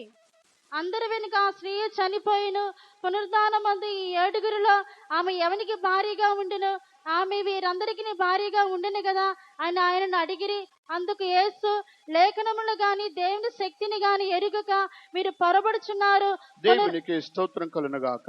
దేవునికి స్తోత్రం ఉండాలి. ఇక్కడ సద్దూకయ్యుల యొక్క బోధన గురించి రెండవదిగా మనం వింటున్నాము. இங்கே இரண்டாவதாக சதுசேயருடைய போதனை குறித்து நாம் பார்க்கிறோம். ఈ సద్దూకయ్యుల యొక్క బోధ ఏమిటంటే పునరుద్ధానము లేదు, అదే వారి యొక్క నమ్మకము. இந்த சதுசேயருடைய போதனை என்னவென்றால் உயிர்த்தெழுதல் இல்லை என்பதுதான். ఆ పునరుద్ధానం అనేది లేదు అని ప్రభుతో వారు వాదిస్తున్నారు. இந்த உயிர்த்தெழுதல் இல்லை என்று அவர்கள் வாதிக்கிறார்கள். ఈ రోజుల్లో అనేక మంది క్రైస్తవులు కూడా పునరుద్ధానము లేదు అంటున్నారు. இந்நாட்களிலே அநேக கிறிஸ்தவர்கள் கூட இன்னொரு உயிர்த்தெழுதல் இல்லை என்கிறார்கள். అప్పుడు యేసుక్రీస్తు లోకములో జీవించిన దినాలలో ఈ సద్దూకయ్యులు ప్రభు యొద్దకు వచ్చి పునరుద్ధానము లేదని ప్రభువుని వారు వాదిస్తున్నారు. இந்த கர்த்தராகிய இயேசு கிறிஸ்து இந்த உலகத்தில் இருந்த நாட்களிலே இந்த சதுக்கேயர் கர்த்தரிடத்தில் வந்து உயிர்த்தெழுதல் இல்லை என்று அவர்கள் சாதிக்கிறார்கள். ఒక స్త్రీ 7 పురుషులను వివాహము చేసుకున్నది కాబట్టి పునరుద్ధానములో ఆమె ఎవరికి 7 భార్యగా ఉంటుందా అని వారు ప్రభుని అడుగుతున్నారు. இப்பொழுது இந்த ஒருத்தியை 7 பேர் விவாகம் செய்தார்கள். உயிர்த்தெழுதலிலே இவள் எவனுக்கு மனைவியா இருப்பாள் என்று கேட்கிறார். దేవునికి స్తోత్రం కలుగునుగాక. దేవునికి స్తోత్రం ఉండాகட்டும். ఆ 7 మరణించారు. చివరికి ఈ స్త్రీ కూడా మరణించింది. அந்த அவளை விவாகம் செய்த 7 பேர் மரித்தார்கள். கடைசியில் இவளும் மரித்தாள். అప్పుడు పరలోక రాజ్యములో ఈమె ఎవరికి భార్యగా ఉండును? 7 ఉంటుంది కదా అని వారు ప్రభువుని అడుగుతున్నారు. அப்படியானால் பரலோகத்திலே உயிர்த்தெழுதலிலே இவள் எவனுக்கு மனைவியா இருப்பாள்? 7 பேர் அவனை விவாகம் செய்தார்கள் அல்லவா என்று கேட்கிறார். అప్పుడు యేసుక్రీస్తు పునరుద్ధానములో పెండ్లి చేసుకొనరు, పెండ్లికి ఇవ్వబడరు. అక్కడ అందరూ దేవుని కుమారుల వలె ఉంటున్నారు. భార్యాభర్తలుగా ఎవరు ఉండరని యేసు పునరుద్ధానం యొక్క అనుభవాన్ని తెలియపరిచారు. அப்பொழுது கர்த்தராகிய இயேசு கிறிஸ்து இந்த உயிர்த்தெழுதலின் அனுபவத்தை குறித்து பரலோகத்திலே கொள்வனையும் கொடுப்பனையும் இல்லை, அங்கே மனைவிகள் கணவன்கள் என்று இருக்க மாட்டார்கள், பரலோகத்திலே தேவதூதர்கள் போல் இருப்பார்கள். వాక్యం చదవండి. 30వ వచనం వాసి. పునరుద్ధానమందు ఎవరును పెళ్లి చేసుకునరు, పెళ్లికి ఇయ్యబడరు, వారిలో పరలోకమందున్న దూతల వలె ఉందురు. దేవునికి స్తోత్రం కలుగునుగాక. దేవునికి స్తోత్రం ఉండాలి. ఈ విధముగా సద్దూకయ్యుల యొక్క బోధ ఏమిటంటే వారు పునరుద్ధానము లేదు అని ఒక అభిప్రాయము వారిలో ఉంటుంది. அப்படியான இந்த சதுசேயருடைய போதனை என்னவென்றால் அவர்கள் உயிர்த்தெழுதல் இல்லை என்று சாதிப்பதுதான். ఇంకొకటిగా సద్దూకయ్యుల యొక్క వారి యొక్క మరొక ఆలోచన ఏమిటంటే వారు దేవుని యొక్క లేఖనములను శక్తిని ఎరుగని వారుగా వారు పొరబడుచున్నారు. இன்னொரு இந்த சதுசேயருடைய போதனை குறித்து நாம் பார்ப்போம் என்றால் இந்த சதுசேயர்கள் அவர்கள் தேவனுடைய வாக்கியங்களையும் தேவனுடைய வல்லமையும் அறியாதிருந்தார். కారణం పైకి భక్తి కలిగిన వారు వలె ఉంటున్నారు, లోపల దేవుని యొక్క శక్తిని ఆశ్రయింపని వారుగా ఉంటున్నారు. அவர்கள் வெளியே பக்தியுள்ளவர்களை போல இருக்கிறார்கள், ஆனால் உள்ளிலே அவர்கள் தேவனுடைய வல்லமையை சாந்திராமல் இருக்கிறார். పరిసయ్యులైతే మనుషుల పారంపర్య ఆచారములను 100% ఆచరించి దేవుని యొక్క లేఖనాలని దేవుని యొక్క వాక్యాన్ని విడిచిపెడుతున్నారు. இந்த பரிசேயர்களோ அவர்கள் தங்களுடைய பிதாக்களின் பாரம்பரிய வழக்கத்தை பின்பற்றி தேவனுடைய கட்டளையை புறக்கணிக்கிறார். సద్దూకైలైతే పునరుద్ధానము లేదని యేసుతో వాదిస్తున్నారు. இந்த சதுசேயரோ அவர்கள் உயிர்த்தெழுதல் இல்லை என்று கர்த்தராகிய இயேசுவோடு வழக்காடுகிறார். వారు దేవుని యొక్క లేఖనములను దేవుని యొక్క ఆ శక్తిని గాని ఎరుగక వారు జీవిస్తున్నారు. அவர்கள் வேத வாக்கியங்களை தேவனுடைய வல்லமையையும் அறியாது ஜீவிக்கிறார்கள். పైకి భక్తి కలిగిన వారు వలె ఉంటున్నారు, లోపల దేవుని యొక్క శక్తిని ఆశ్రయింపని వారుగా ఉంటున్నారు. அவர்கள் புறம்பாக அவர்கள் பக்தியுள்ளவர்களாக காணப்படுகிறார்கள், உள்ளத்திலோ தேவனுடைய வல்லமையை சார்ந்திராமல் ఈ இருக்கிறார். పరిసయ్యులను ఈ సద్దూకైలను గురించి అపోస్తల కార్యము 23వ అధ్యాయమును కూడా మనం వచ్చినట్లయితే இந்த சதுசேயரை குறித்து அப்போஸ்தலர் நடபடிகள் 23ஆம் அதிகாரத்துக்கு வருவோம் என்றால் వారు దేవునిని గాని దేవుని ఆత్మలను గాని దేవదూతలను గాని పునరుద్ధానమును గాని దేనిని వారు నమ్మరు. இவர்கள் இந்த சதுசேய உயிர்த்தெழுதலையோ தேவதூதனையோ தேவனுடைய ஆவியையோ அவர்கள் நம்ப மாட்டார். 8వ వాక్యం చదువుకుందాం. అపోస్తల కార్యములు 23:8. సద్దుకైలు పునరుద్ధానం లేదనియు దేవదూత అయినను ఆత్మ అయినను లేదనియు చెప్పుదురు గాని పరిసయ్యులు రెండును కలవని ఒప్పుకుందురు. ఇక్కడ సద్దూకైల యొక్క మైండ్ ఏమిటంటే పునరుద్ధానము లేదు, దేవదూతలు లేరు, దేవుని యొక్క ఆత్మ లేదని వారి యొక్క అభిప్రాయం అంటున్నది. இங்கே இந்த சதுசேயருடைய அபிப்பிராயம் என்னவென்றால் உயிர்த்தெழுதல் இல்லை, தேவதூதன் இல்லை, தேவ ஆவியும் இல்லை. దేవుని ఆత్మ లేదు, దేవదూతలు లేరు, పునరుద్ధానము లేదు. தேவனுடைய ஆவி இல்லை, தேவனுடைய தூதன் இல்லை, உயிர்த்தெழுதல் இல்லை என்பதுதான். అందువల్ల ఈ యొక్క సద్దూకైల యొక్క బోధ వారు దేనిని నమ్మరు. ஆகையால் இந்த சதுசேயருடைய போதனையோ இவர்களை ஒன்றும் அவர்கள் நம்ப மாட்டார். పౌలు కొరింథీ సంఘములో సేవ చేసినప్పుడు కూడా அப்போதுனாகிய பவுல் கொரிந்திய சபையில ஊழியம் செய்யும் போதும் கூட మొదటి కొరింథీయులకు రాసిన పత్రిక 15వ అధ్యాయం 12వ వాక్యానికి మీరు వచ్చినట్లయితే முதலாம் கொரிந்தியர் 15ஆம் அதிகாரம் 12ஆம் வசனத்துக்கு நீங்கள் வருவீர்கள் என்றால் ఆ సంఘములో కూడా కొంతమంది పౌలుతో చెబుతున్నాడు, ఆ మృతులు పునరుద్ధానము లేదు, ఒకవేళ ఉన్నట్లయితే మృతులు ఏ విధంగా లేపబడతారు? அப்படியானால் இங்கே அந்த சபையிலே அப்போஸ்தலனாகிய பவுலுடைய சிலர் வந்து மரித்தோரின் உயிர்த்தெழுதல் இல்லை, மரித்தோரின் உயிர்த்தெழுதல் இல்லை என்றால் அவர்கள் எவ்விதமாக எழுதியிருப்பார்கள்? చదవండి. మొదటి కొరింథీయులకు రాసిన పత్రిక 15వ అధ్యాయము 12 నుండి. క్రీస్తు మృతులలో నుండి లేపబడి ఉన్నాడని ప్రకటింపబడుచుండగా మీలో కొందరు మృతుల పునరుద్ధానం లేదని ఎట్లు చెప్పుచున్నారు. ఇంకా మృతుల పునరుద్ధానం లేని ఎడల క్రీస్తు కూడా లేపబడి ఉండలేదు, మరి క్రీస్తు లేపబడి ఉండని ఎడల మేము చేయ ప్రకటన వ్యర్థమే, మీ విశ్వాసమును వ్యర్థమే. అప్పుడు పౌలు కొరింథీ సంఘములో క్రీస్తు యొక్క పునరుద్ధానమును గురించి ఆయన ప్రసంగము చేస్తున్నాడు. அப்பொழுது இந்த பவுல் அப்போஸ்தலன் அவர் இந்த கொரிந்திய சபையிலே கிறிஸ்துவின் உயிர்த்தெழுதலை குறித்து அவர் பேசுகிறார். వారిలో కొంతమంది ఏం చెబుతున్నారంటే మృతుల పునరుద్ధానము లేదు అని వారు చెబుతున్నారు. அவர்களிலே சிலர் என்ன சொல்கிறார்கள் என்றால் மரித்தோரின் உயிர்த்தெழுதல் இல்லை என்று. క్రీస్తు మృతుల్లో నుండి లేపబడలేదు, கிறிஸ்து மரித்தோரிலிருந்து எழுந்திருக்கவில்லை. చనిపోయిన వారు ఎలాగ లేపబడతారని వారికి అభిప్రాయము. மரித்தோர் எவ்விதமாக உயிர்த்தெழுந்திருப்பார்கள் என்பது அவர்களுடைய எண்ணம். పౌలైతే క్రీస్తు మృతుల్లో నుండి లేచి ఉన్నాడని ప్రసంగం చేస్తున్నాడు. இந்த பவுலோ அவர் கிறிஸ்து மரித்தோரிலிருந்து உயிர்த்தெழுந்தார் என்று பிரசங்கம் ఆ பண்ணுகிறார். సంఘములో కొంతమంది అయితే మృతుల పునరుద్ధానము లేదు, క్రీస్తు మృతుల్లో నుండి లేపబడలేదు. அந்த சபையிலே சிலர் என்ன சொல்லுகிறார்கள்? மரித்தோரின் உயிர்த்தெழுதல் இல்லை, கிறிஸ்து மரித்தோரிலிருந்து உயிர்த்தெழவில்லை. అప్పుడు పౌలు చెబుతున్నాడు, క్రీస్తు మృతుల్లో నుండి లేపబడకపోతే క్రైస్తవ జీవితమే వ్యర్థము. அப்பொழுது அப்போஸ்தலனாகிய பவுல் சொல்லுகிறார், கிறிஸ்து மரித்தோரிலிருந்து உயிர்த்தெழாவிட்டால் கிறிஸ்தவ ஜீவியம் வீண். క్రీస్తు మృతుల్లోన లేపబడపోతే మా ప్రసంగము కూడా వ్యర్థము. கிறிஸ்து மரித்தானது உயிர்த்தெழாவிட்டால் என்னுடைய பிரசங்கமும் வீண். క్రీస్తు మృతుల్లోన లేపబడపోతే మీ విశ్వాసము కూడా వ్యర్థమే. கிறிஸ்து மரித்தானது எழுப்பாவிட்டால் உன்னுடைய விசுவாசமும் விருதா. ఈ రోజుల్లో అనేక మంది క్రైస్తవులు కూడా క్రీస్తు యొక్క పునరుద్ధానము లేదు, క్రీస్తు లేపబడలేదు అని వారు పలుకుతున్నారు. இந்நாட்களில் அநேக கிறிஸ்தவர்கள் கூட கிறிஸ்து மரித்தானது உயிர்த்தெழவில்லை, உயிர்த்தெழுதல் இல்லை என்று ఈ வாதிக்கிறார். పునరుద్ధానమును నమ్మలేని స్థితిలో కనబడుతున్నారు. அவர்கள் உயிர்த்தெழுதல் இல்லை என்று அவர்கள் நம்புகிறார். ఎందువలన వారు ఆ విధంగా చెప్పగలుగుతున్నారు? எதற்காக அவர்கள் அமிதமாக சொல்லுகிறார்? యేసు సెలవిచ్చినాడు, మీరు దేవుని యొక్క లేఖనములను దేవుని యొక్క శక్తిని ఎరుగకయే మీరు పొరబడుతున్నారు. கர்த்தராகிய இயேசு சொன்னார், நீங்கள் வேத வாக்கியங்களை தேவனுடைய வலிமையும் அறியாதிருக்கிறீர்கள். దేవుని యొక్క వాక్యమును దేవుని లేఖనములను దేవుని శక్తిని ఎవరైతే దానిని లోతుగా గ్రహించిన వారుగా ఉంటున్నారో వారే పునరుద్ధానము లేదని చెబుతున్నారు. தேவனுடைய வாக்கியங்களையும் தேவனுடைய வல்லமையும் யார் ஆழமாக அறியாதிருக்கிறார்களோ அவர்கள் தான் கிறிஸ்துவின் வீழ்த்தெழுதல் இல்லை என்று சொல்லுகிறார். దేవుని యొక్క వాక్యమును లోతుగా వారు ఎరిగిన వారైతే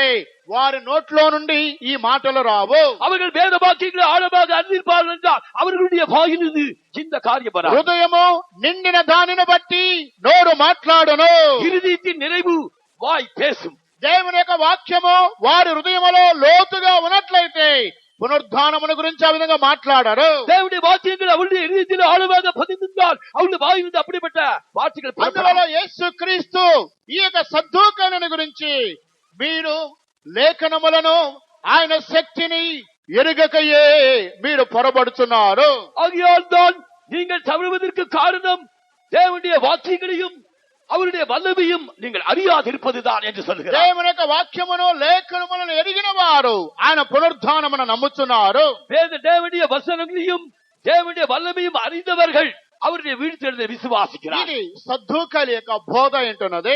இது సదుసేరుடைய బోధனையாக మన యొక్క ఆత్మీయ జీవితంలో ఈ బోధలో నుండి కూడా మనం విడుదల పొందాలి. நம்முடைய ஆவிக்குரிய జీవితంలో இப்படிப்பட்ட బోధనથી நாம் விடுதலை பெற வேண்டும். అందులో పరిశుద్ధులకు ఒక్కసారి అప్పగింపబడిన బోధ నిమిత్తము మీరు పోరాడాలి. ஐயோ, நான் பரிசுத்தவான்களுக்கு ஒரு விசை ஒப்புவிக்கப்பட்ட போதனைக்காக தைரியமாய் நீங்கள் போராட வேண்டும். పరిశీలి యొక్క బోధతో మనం పోరాడాలి. இந்த பரிசுத்த போதனைக்காக நாம் போராட வேண்டும். సద్దూకల యొక్క బోధతో మనం పోరాడాలి. சதுசேயருடைய போதனையோடு நாம் போராட ఈ வேண்டும். రెండు బోధల్లో నుండి మనం విడుదల పొందాలి. இப்படிப்பட்ட ரெண்டு போதனைகளிலிருந்து நாம் விடுதலை பெற வேண்டும். మూడవ బోధన మనం చూచినట్లయితే மூன்றாவது போதனையை நாம் பார்க்கும்போது నికోలాయిల యొక్క బోధ. அது நிக்கோதேயுடைய போதனை. దీనిని గురించి ప్రకటన గ్రంథం 2వ అధ్యాయమునకు మనం వద్దాం. இதை குறித்து வெளிப்படுத்தின விசேஷம் 2ஆம் அதிகாரத்துக்கு வருவோம். 6వ వాక్యం చదవండి. 6ஆம் வசனம் வாசிப்போம். అయితే ఈ ఒకటి నీలో ఉన్నది, నికోలాయితుల క్రియలు నీవు ద్వేషించుచున్నావు, నేను కూడా వీటిని ద్వేషించుచున్నాను. 15వ వాక్యం 2:15. అటువలనే నికోలాయితుల బోధ ననుసరించు వారును నీలో ఉన్నారు. దేవునికి స్తోత్రం కలుగునుగాక. தேவனுக்கு ஸ்தோத்திரம் உண்டாகட்டும். ప్రకటన గ్రంథం 2వ అధ్యాయం 6లో ఈ ఒకటి నీలో ఉన్నది, నికోలాయిల క్రియలు నీవు ద్వేషించున్నావు, నేను కూడా ద్వేషించున్నాను. இங்கே வெளிப்படுத்தின விசேஷம் 2ஆம் அதிகாரம் 6ஆம் வசனத்திலே நிக்கோலாயுடைய போதனையை நீ வெறுக்கிறாய், அவருடைய காரியங்களை நீ தள்ளிவிடுகிறாய், அதை நானும் செய்கிறேன். ఇక్కడ నికోలాయిల యొక్క క్రియలను ఆ బోధను దేవుడు ద్వేషిస్తున్నాడు, యోహోను కూడా దాన్ని ద్వేషిస్తున్నాడు. இங்கே நிக்கோலாய் மதஸ்தானத்தின் காரியங்களை தேவனும் வெறுக்கிறார், யோவானும் வெறுக்கிறான். ఆ నికోలాయిల యొక్క బోధ, ఈ తప్పు నీలో ఉన్నది, నీవు దాన్ని ద్వేషించున్నావు, నేను కూడా దానిని ద్వేషించున్నాను.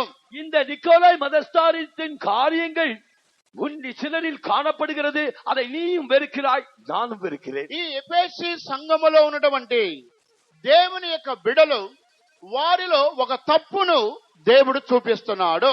இங்கே இந்த சபையை சேர்ந்தவர்களிடத்தில் ஒரு குற்றத்தை கர்த்தர் சுமத்துகிறார். వారిలో ఉన్నటువంటి తప్పు ఏమిటంటే వారు ఆది ప్రేమను కోల్పోయి మొదటి క్రియలు చేయమని పలుకుతున్నాడు.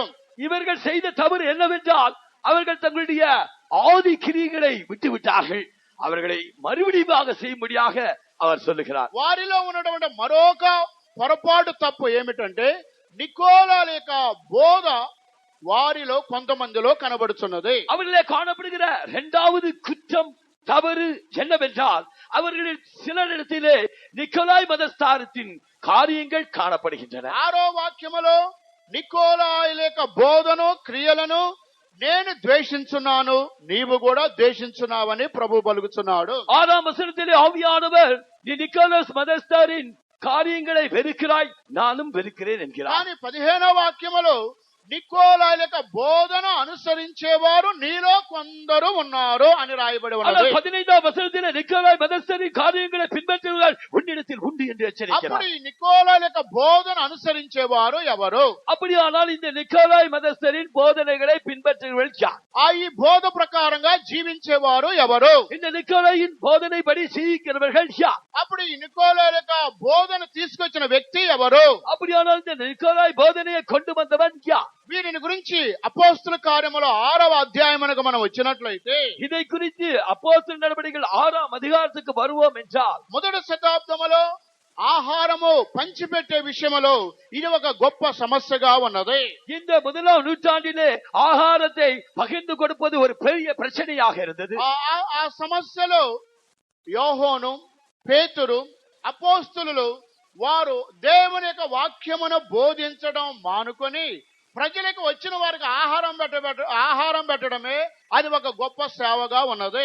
இவ்விதமாக அப்போஸ்தலனாகிய பேதுரு, பவுல் மற்றும் பல அப்போஸ்தலர்களும் இவ்விதமாக அவர்கள் போதிப்பதை விட்டுவிட்டு ஜனங்களுக்கு ஆகாரத்தை பகிர்ந்து கொடுப்பதே பெரிய ஊழியமாய் காணப்பட்டது. 2వ వాక్యం నుండి చదవండి. 6వ అధ్యాయము 2వ వాక్యము నుండి.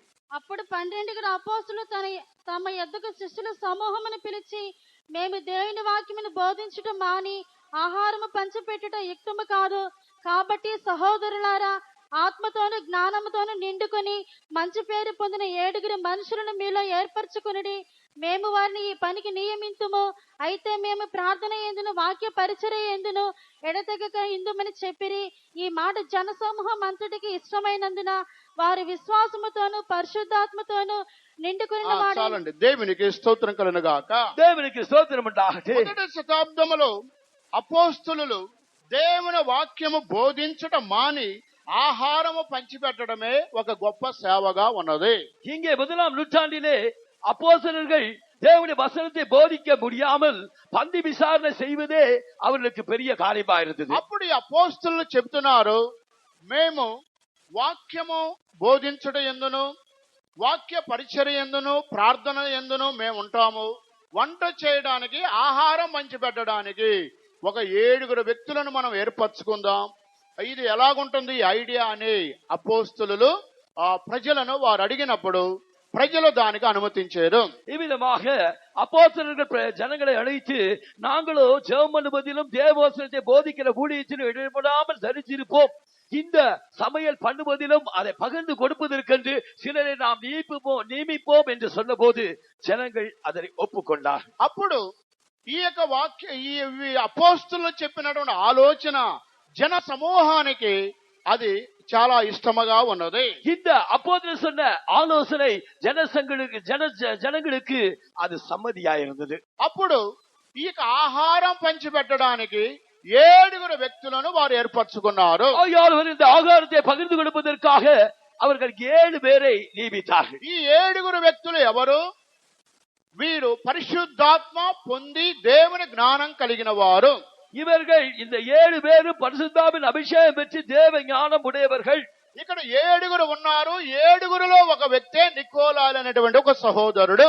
இங்கே 7 பேர் இருக்கிறார்கள். அந்த 7 பேரில் ஒருவன் தான் இந்த நிக்கோலாஸ் என்கிறவன். మీకు తెలుసో లేదో, అది మేము కూడా వినినటువంటి కార్యం. పూర్వకాలంలో మన కన్వెన్షన్ జరిగినట్లయితే ఆ కన్వెన్షన్ లో వడ్డించేవారు పరిశుద్ధాత్మ పొందిన విశ్వాసులే ఆహారాన్ని వడ్డించాలి. நாங்கள் கேட்ட பூர்வ காலத்திலே நம்முடைய ஊழியத்தில் கேட்ட காரியங்கள் இவைகள். இந்த நம்முடைய கன்வென்ஷனில் இந்த பந்தி விசாரணை, பகிர்ந்து கொடுப்பது, ஆகாரம் போடுவது, இது பரிசுத்தாவின் அபிஷேகம் பெற்ற விசுவாசிகள் కన్వెన్షన్ లో గాని ఆదివారం ఆరాధనలో గాని ఆహారం వడ్డించేవారు ఏ క్యారెక్టర్ కలిగిన వారు ఆహారం వడ్డించాలి?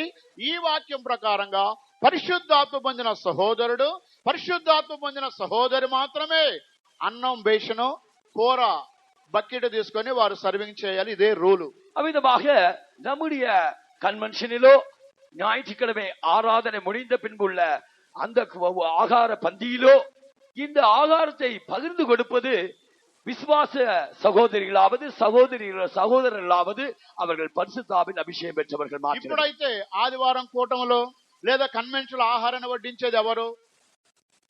ஆனால் இந்நாட்களிலே அந்த ஞாயிற்றுக்கிழமை ஆகார பந்தியிலும் கன்வென்ஷனின் பந்திகளிலும் ஆகாரம் பகிர்ந்தளிப்பது யார்? ఈ రోజుల్లో ఎవరు వడ్డిస్తున్నారండి? இந்நாட்கள் யாரு அந்த பந்தி விசாரணை செய்கிறார்? ఎన్నడూ గుడికి రాని వారు, కన్వెన్షన్ రాని వారు ప్రభు సంస్కారం 6వ రోజు గుడికి వస్తారు, కన్వెన్షన్ రోజు గుడికి వస్తారు. వాళ్ళు బకెట్ తీసుకుని లైన్ లోకి వెళుతున్నారు. ஒரு நாள் கூட ஆலயத்துக்கு வராதவர்கள் தான் இந்த கன்வென்ஷன் நாளிலும் கர்த்தருடைய ராப்போஜன பந்தி முடிந்த பின்பும் அவர்கள் பக்கெட்டை தூக்கிட்டு போவார்கள். కొత్త సంవత్సరానికి పలహారం పంచేది, కన్వెన్షన్ దినాలలో వడ్డించేది, ప్రభు బల్ల 6వ రోజు వడ్డించేది, లేదా ఒక మ్యారేజ్ అయినప్పుడు ఒక ముఖ్యమైన కూటం జరిగినప్పుడు ఆహారాన్ని వడ్డించేది యవనస్తులైనా బ్రదర్స్ అయినా సహోదరులైనా ఎవరు వడ్డిస్తున్నారు? ఎవరు పడితే వాళ్ళు వడ్డిస్తున్నారు. அவ்விதமாக இந்நாட்களிலே கன்வென்ஷனிலோ இல்லாவிட்டால் ஒரு விசேஷமான கூட்டங்களிலோ இல்லாவிட்டால் இந்த ராப்போஜனம் முடிந்த பின்புள்ள பந்தியிலோ யார் ஜனங்களுக்கு இந்த ஆகாரத்தை பகிர்ந்து கொடுக்கிறார்கள்? இந்த வாலிபர்களோ சகோதரரோ சகோதரியோ அவர்கள் யாருக்கு தேவையோ அவர்கள் வந்து செய்கிறார். ఆ క్రమం ఇప్పుడు మనం చెప్పామనుకోండి, ఎవరన్నా ఒప్పుకుంటారా దానికి? அந்த ஒழுக்கத்தை நாம் இப்பொழுது சொல்வோம் என்றால் யாராவது ஒத்துக்கொள்வார்கள்? పరిశుద్ధాత్మ పొందిన వారే బకెట్ పట్టుకోండి, పరిశుద్ధాత్మ పొందిన వారే ఆహారం వడ్డించండి, పరిశుద్ధాత్మ పొందిన వారే ఆ ఇస్త్రాకులు ఇవ్వండి, పరిశుద్ధాత్మ పొందిన వారే నీళ్లు వడ్డించండి అని మనం చెబితే ఇప్పుడు ఎవరన్నా దాన్ని ఒప్పుకుంటారా? இப்பொழுது நாம் இவ்விதமான பந்தி விசாரிப்புகளிலே பரிசுத்தாவின் அபிஷேகம் பெற்றவர்களே நீங்கள் இலையை போடுங்கள், பரிசுத்தாவின் அபிஷேகம் பெற்ற மாத்திரமே தண்ணி ஊற்றுங்கள், பரிசுத்தாவின் அபிஷேகம் பெற்றவர்களே சோறு போடுங்கள், பரிசுத்தாவின் அபிஷேகம் பெற்றவர்களே சாம்பார் ஊற்றுங்கள் என்று சொன்னால் இப்பொழுது இருக்கிறவர்கள் ఒత్తుకొల్వాர்களா? ఈ రోజుల్లో నీళ్లు పోసేవారు, వడ్డించేవారు, ఆకులు ఇచ్చేవారు, ప్లేట్లు ఇచ్చేవారు, ఆహారం పెట్టేవారు, సాంబారు కూర పెట్టేవారు వారెన్నడూ గుడికి రాని వారే ముందు లైన్ లో ఉన్నారు. இப்பொழுது இப்படிப்பட்ட பந்தி விசாரிப்புகளிலே இலையை போடுவது, தண்ணீர் ஊற்றுவது, ஆகாரம் போடுவது, குழம்பு ஊற்றுவது இவையெல்லாம் பார்க்கும் போது அவர்கள் என்னாலும் அவர்கள் ఆలయத்துக்கு వరాదవர்கள். కానీ దేవుని వాక్యం చూసినట్లయితే మొదటి శతాబ్దంలో ఆహారం పంచిపెట్టిన వారు 7.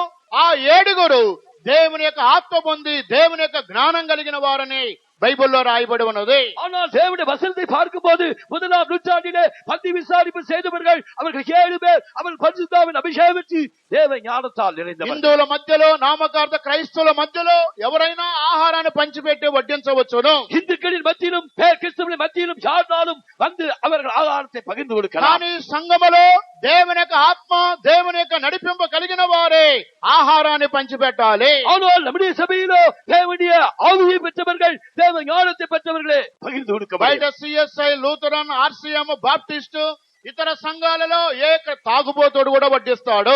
இந்த மற்ற సభைகளாகிய லூத்தரன், பாப்டிஸ்ட், இந்த ஆர்சிஎம் இந்த சபைகளை பார்க்கும்போது அங்கே குடிகாரர்களும் பகிர்கிறார். ఆ సంఘాలలో హిందువుల మధ్యలో త్రాగుబోతులు కూడా వారు సర్వింగ్ చేయవచ్చును. హిందువుகளின் மத்தியிலே அவர்கள் குடிகாரர்கள் கூட அவர்கள் இந்த பந்தி விசாரிப்பு செய்யக்கூடும். కానీ క్రైస్తవ చరిత్రలో దేవుని యొక్క వాక్యాన్ని మనం చూచినప్పుడు పరిశుద్ధాత్మ పొందిన దేవుని జనులే వారు సర్వింగ్ చేయాలి. ஆனால் கிறிஸ்தவ சரித்திரத்திலே தேவனுடைய வசனத்தை நாம் பார்க்கும்போது பரிசுத்தாவின் அபிஷேகம் பெற்றவர்களே பந்தி விசாரிப்பு. ఇక్కడ నికోలా యొక్క బోధన అనుసరించే వారు నీలో ఉన్నారు. எங்கே நிக்கோலாயின் போதத்தை அவர்கள் பின்பற்றுவர்கள் இருக்கிறார்கள். అప్పుడు నికోలా యొక్క బోధ అనగా దీనికి అర్థం ఏమిటి? அப்படியானால் நிக்கோலாயின் போதனை என்றால் அதனுடைய అర్థం என்ன? నికోలా అనేటువంటి సహోదరుడు పరిశుద్ధాత్మ పొందినవాడు.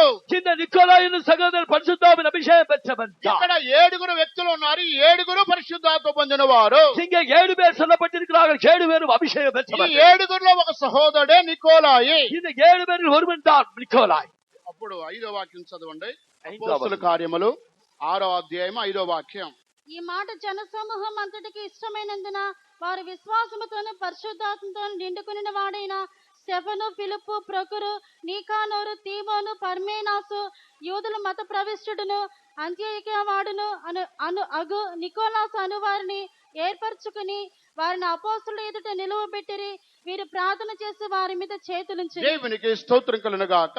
தேவனுக்கு ஸ்தோத்திரம் ఈ உண்டாகட்டும். 7 విశ్వాసము కలిగిన వారు, పరిశుద్ధాత్మ పొందిన వారు. இந்த 7 பேரும் விசுவாசமுடையவர்கள், பரிசுத்தாவின் அபிஷேகம் பெற்றவர்கள். అప్పుడు ఈయన పరిశుద్ధాత్మ పొందినప్పటికీ ఈయనలో ఒక బలహీనత ఉన్నది. இவன் பரிசுத்தாவின் அபிஷேகம் பெற்றவனாய் இருந்த போதிலும் இவனுக்குள்ளே ஒரு பலகீனம் உண்டு. ఈయన ఉన్న బలహీనత ఏమిటంటే, இவனுக்குள்ளே இருந்த பலகீனம் ఈయన என்னவென்றால், యూదుల మత ప్రవిష్టుడుగా మార్చబడ్డాడు.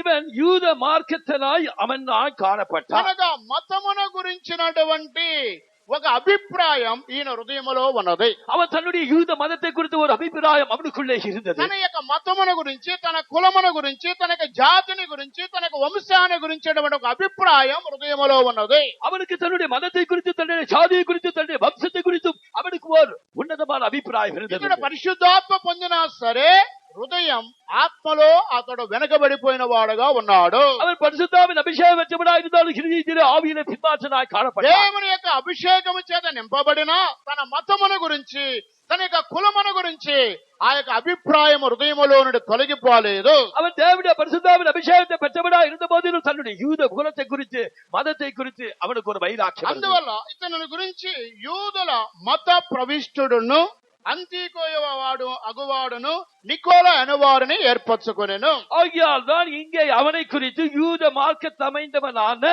அந்திரேகா பட்டணத்தை சேர்ந்தவனாகிய நிக்கோலா என்று ఇక్కడ எழுதப்பட்டிருக்கிறது. పరిశుద్ధాత్మ పొందిన దైవజనుడు, పరిశుద్ధాత్మ పొంది ఆహారమును వడ్డించినప్పటికీ హృదయములో తనకు యూద మతమును గురించినటువంటి మత ప్రచారము చేసే వ్యక్తిగా కనబడుతున్నాడు. இவன் பந்தி விசாரிப்பு செய்யக்கூடிய பரிசுத்தாவின் அபிஷேகம் பெற்றவனாய் காணப்பட்டாலும் கூட அவனுடைய இருதயத்திலே அவன் யூத மார்க்கத்தை அமைந்தவனாய் తన இருந்தான். యొక్క మతమును, కులమును, జాతిని గురించినటువంటి ఒక వ్యత్యాసము కలిగిన వాడుగా కనబడుతున్నాడు. அவன் தன்னுடைய மதத்தை குறித்து, ஜாதியை குறித்து, குலத்தை குறித்து அவன் ஒரு வித்தியாசம் உள்ளவனாய் இருந்தான். పరిశుద్ధాత్మ పొందిన వాడైనప్పటికీ ఆత్మలో వెనుకబడిపోయిన వాడుగా ఉన్నాడు. அவன் பரிசுத்தாவின் அபிஷேகம் பெற்றவனாய் இருந்தாலும் கூட அவன் இப்பொழுது ஆவியிலே பின்மாற்றம் కనుక அடைகிறான். అతడు దేవులో వెనుకబడిపోయాడు. அவன் தேவனுக்குள்ளே பின்மாற்றம் అన్ని அடைகிறான். మతములు, జాతుల వారిని కలుపుకునే ఒక మనస్సు అతనికి లేదు. எல்லா ஜாதியாரும் மதத்தாரையும் சேர்க்கிற ஒரு அனுபவம் அவனுக்குள்ளே వారి இல்லை. యొక్క మతము, జాతి వారు వచ్చినప్పుడు వారికి మంచిగా ఆహారం పంచి పెడుతున్నాడు. தன்னுடைய சாதியார் மதத்தார் வரும்போது அவனுக்கு நன்றாக ஆகாரம் போடுகிறான். వారు కులము వారు వచ్చినప్పుడు మంచి కూర 2 గరిటెలు వేస్తున్నాడు. அவனுடைய குலத்தார் வரும்போது அவனுக்கு அந்த கரடியில எடுத்து நல்ல காய்கறிகள் వారి போடுகிறான். యొక్క కులము, మతము వారు వచ్చినప్పుడు వేడి వేడి ఆహారం పెడుతున్నాడు. அவனுடைய குலத்தார், அவனுடைய மதத்தார் வரும்போது நல்ல சூடான ஆகாரத்தை వారి கொடுக்கிறான். కులము, మతము, జాతి వారు వచ్చినప్పుడు సాంబార్ ఎక్కువగా వడ్డిస్తున్నాడు. அவனுடைய குலத்தார், அவனுடைய சாதியார் வரும்போது அதிகமான சாம்பாரை ஊற்றுகிறான். పైకి పరిశుద్ధాత్మ పొందినప్పటికీ ఆత్మలో, స్పిరిట్ లో బ్యాక్ స్లైడర్ గా కనబడుతున్నాడు. அவன் வெளியே அபிஷேகம் பெற்றவனா இருந்த போதிலும் அவனுடைய ஆவிக்கிற ஜீவித்தில் பின்மாற்றம் காணப்படுகிறது. అందువల్ల యేసుక్రీస్తు ఆ సంఘం వారిని గురించి నికోలాయి యొక్క బోధను నేను కూడా ఎదిరించున్నాను. ஆகியால் கர்த்தராகிய இயேசு கிறிஸ்து அந்த நிக்கோலாய் மதஸ்தரின் போதனையை நானும் வெறுக்கிறேன். ఆ బోధకులు నీలో ఉన్నారు అని చెబుతున్నాడు. அந்த போதனையை பின்பற்றவர்கள் உன்னிலே இருக்கிறார்கள். అందువల్ల నేను నీ మీద ఒక తప్పు మోపుతున్నాను. ஆகியால் இதை குறித்து நான் முன்பேல் ஒரு குற்றத்தை నేను சுமத்துகிறேன். నికోలాయి యొక్క బోధన ద్వేషించుతున్నాను. நான் நிக்கோல மதஸ்தரின் போதனையை வெறுக்கிறேன். నికోలాయి యొక్క బోధ అనగా మత ప్రవిష్టుడుగా కనబడుతున్నాడు. இந்த நிக்கோலாய் மதஸ்தரின் போதனை என்னவென்றால் அவன் மார்க்கஸ்தனாய் இருக்கிறான். అతడు పరిశుద్ధాత్మ పొందిన వాడైనప్పటికీ దేవులో వెనకబడిపోయాడు. அவன் பரிசுத்தாவின் அபிஷேகம் பெற்றவனாய் இருந்தாலும் தேவனிலே பின்மாற்றம் అతను அடைந்திருக்கிறான். వడ్డించేటప్పుడు మంచి మనసుతో వడ్డించడం లేదు. அவன் பந்தி விசாரிக்கும் போது நல்ல மனதோடு அவன் பந்தி விசாரிப்பு కనుక செய்கிறான். పరిశుద్ధాత్మ పొందినప్పటికీ తన మతమును గురించి ఒక అభిప్రాయం అంతరంగ హృదయములో దాగి ఉన్నది. அவன் பரிசுத்தாவின் அபிஷேகத்தை பெற்றவனாய் இருந்தாலும் தன்னுடைய மதத்தை குறித்து அவனுக்கு ஒரு காரியம் இருந்தது. అందువల్ల ఈ నికోలేక బోధన కూడా మనం ఎదిరించాలి. ஐயோ, இந்த நிக்கோலாய் மதஸ்தரின் போதனையை நாம் எதிர்க்க வேண்டும். ఇది 3వ బోధ అంటున్నది. இதுதான் 3வது போதனை. 4వ బోధన మనం చూసినట్లయితే 4வது போதனையை நாம் பார்ப்போம். బిలాము యొక్క బోధ అంటున్నది. அது பிலேயாமுடைய போதனையா ఆ இருக்கிறது. బిలాము యొక్క బోధన గురించి బైబిల్లో మనం చూసినట్లయితే அந்த பிலேயாமுடைய போதனை குறித்து நாம் வேதத்திலே பார்ப்போம் ఈ యొక్క என்றால் బిలాము యొక్క బోధ అనగా అర్థం ఏంటి? இந்த பிலேயாமுடைய போதனை என்னவென்றால் 2వ పేతురు రాసిన పత్రిక 2వ అధ్యాయానికి రండి. 2 பேதுரு 2ஆம் அதிகாரம் 15వ వాక్యం చదువుకుందాం. 15ஆம் వచనத்தை వాసిద్దాం. తిన్నని మార్గమును విడిచి బేయేరు కుమారుడిని బిలాము పోయిన మార్గమును బట్టి త్రోవ తప్పిపోయిరి. ఆ బిలాము దుర్నీతి వలన కలుగు బహుమానమును ప్రేమించును, అయితే తాను చేసిన అతిక్రమము నిమిత్తము అతడు గద్దింపబడును. దేవునికి స్తోత్రం కలుగుగాక. தேவனுக்கு ஸ்தோத்திரம் உண்டாகட்டும். బిలాము యొక్క బోధ ఏంటి? இந்த பிலேயாமுடைய போதனை என்ன? తిన్నని మార్గమును విడిచి బేయేరు కుమారుడైన బిలాము పోయిన మార్గమును బట్టి. செம்மையான வழியை விட்டு தப்பி நடந்து பேரின் குமாரனாகிய பிலேயாமின் வழி. బిలాము బోధ అనగా ఒకే ఒక మీనింగ్, తిన్నని మార్గమును విడిచిపెట్టిన వారే బిలాము బోధలో వెళ్ళేవారు. இந்த பிலேயாமுடைய போதனை என்னவென்றால் செம்மையான வழியை விட்டு விலகினவர்கள் தான் அவருடைய போதனையில் இருக்கிறார். తిన్నని మార్గమును విడిచిపెట్టిన వారు బిలాము బోధలో ఉంటున్నారు. இந்த சீரான வழியை விட்டு விலகினவர்கள் தான் பிலேயாமுடைய போதனையிலே இருக்கிறார்கள். ఇప్పుడు మనం రోడ్డు మీద ప్రయాణం చేసేటప్పుడు మనం వెళ్ళవలసిన మార్గాన్ని విడిచి లెఫ్ట్ గో రైట్ గో మనం వెళ్ళినట్లయితే ఒక యాక్సిడెంట్ అనేది జరుగుతున్నది. இவ்விதமாக நாம் சாலையிலே நடந்து செல்லும் போது நேரான வழியை விட்டு நாம் இடதுபுறமோ வலதுபுறமோ பாய்வோம் என்றால் நாம் விபத்துக்குள்ளாவோம். రాంగ్ రూట్ లో మనం వెళ్ళినట్లయితే ప్రమాదం జరుగుతుంది. தவறான வழியிலே நீ போவா என்றால் நமக்கு விபத்துக்குள்ளாவோம். దేవుని బిడ్డలు వెళ్ళవలసిన మార్గం తిన్నని మార్గమై ఉంటున్నది. இது தேவனுடைய பிள்ளைகள் செல்ல வேண்டிய வழி, அது நேரான பாதையா இருக்கிறது. ఇప్పుడు సహోదరులకి మధ్యలో ఈ ఒక దారి బ్లూ మ్యాట్ మనం వేసి ఉన్నాము. நாம் இப்போது சகோதரர்கள் மத்தியிலே ஒரு ப்ளூ மேட் போட்டிருக்கிறோம். ఇది ఒక తిన్నని మార్గమై ఉంటున్నది. இது ஒரு நேரான வழியா இருக்கிறது. ఈ మార్గములోనే మనుషులు ప్రయాణం చేయాలి.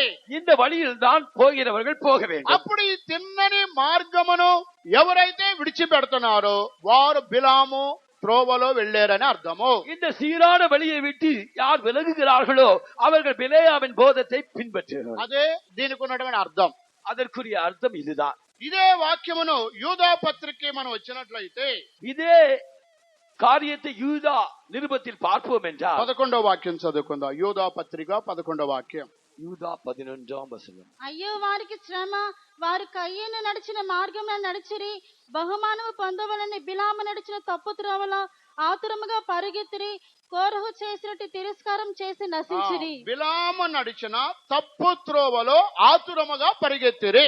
இவர்கள் பிலேயாம் கூலிக்காக செய்த வஞ்சகத்தின் பாதையிலே இவர்கள் சென்றார். అప్పుడు బిలాము మార్గం, బిలాము త్రోవ అనగా తప్పు త్రోవలో వెళ్ళేవారు.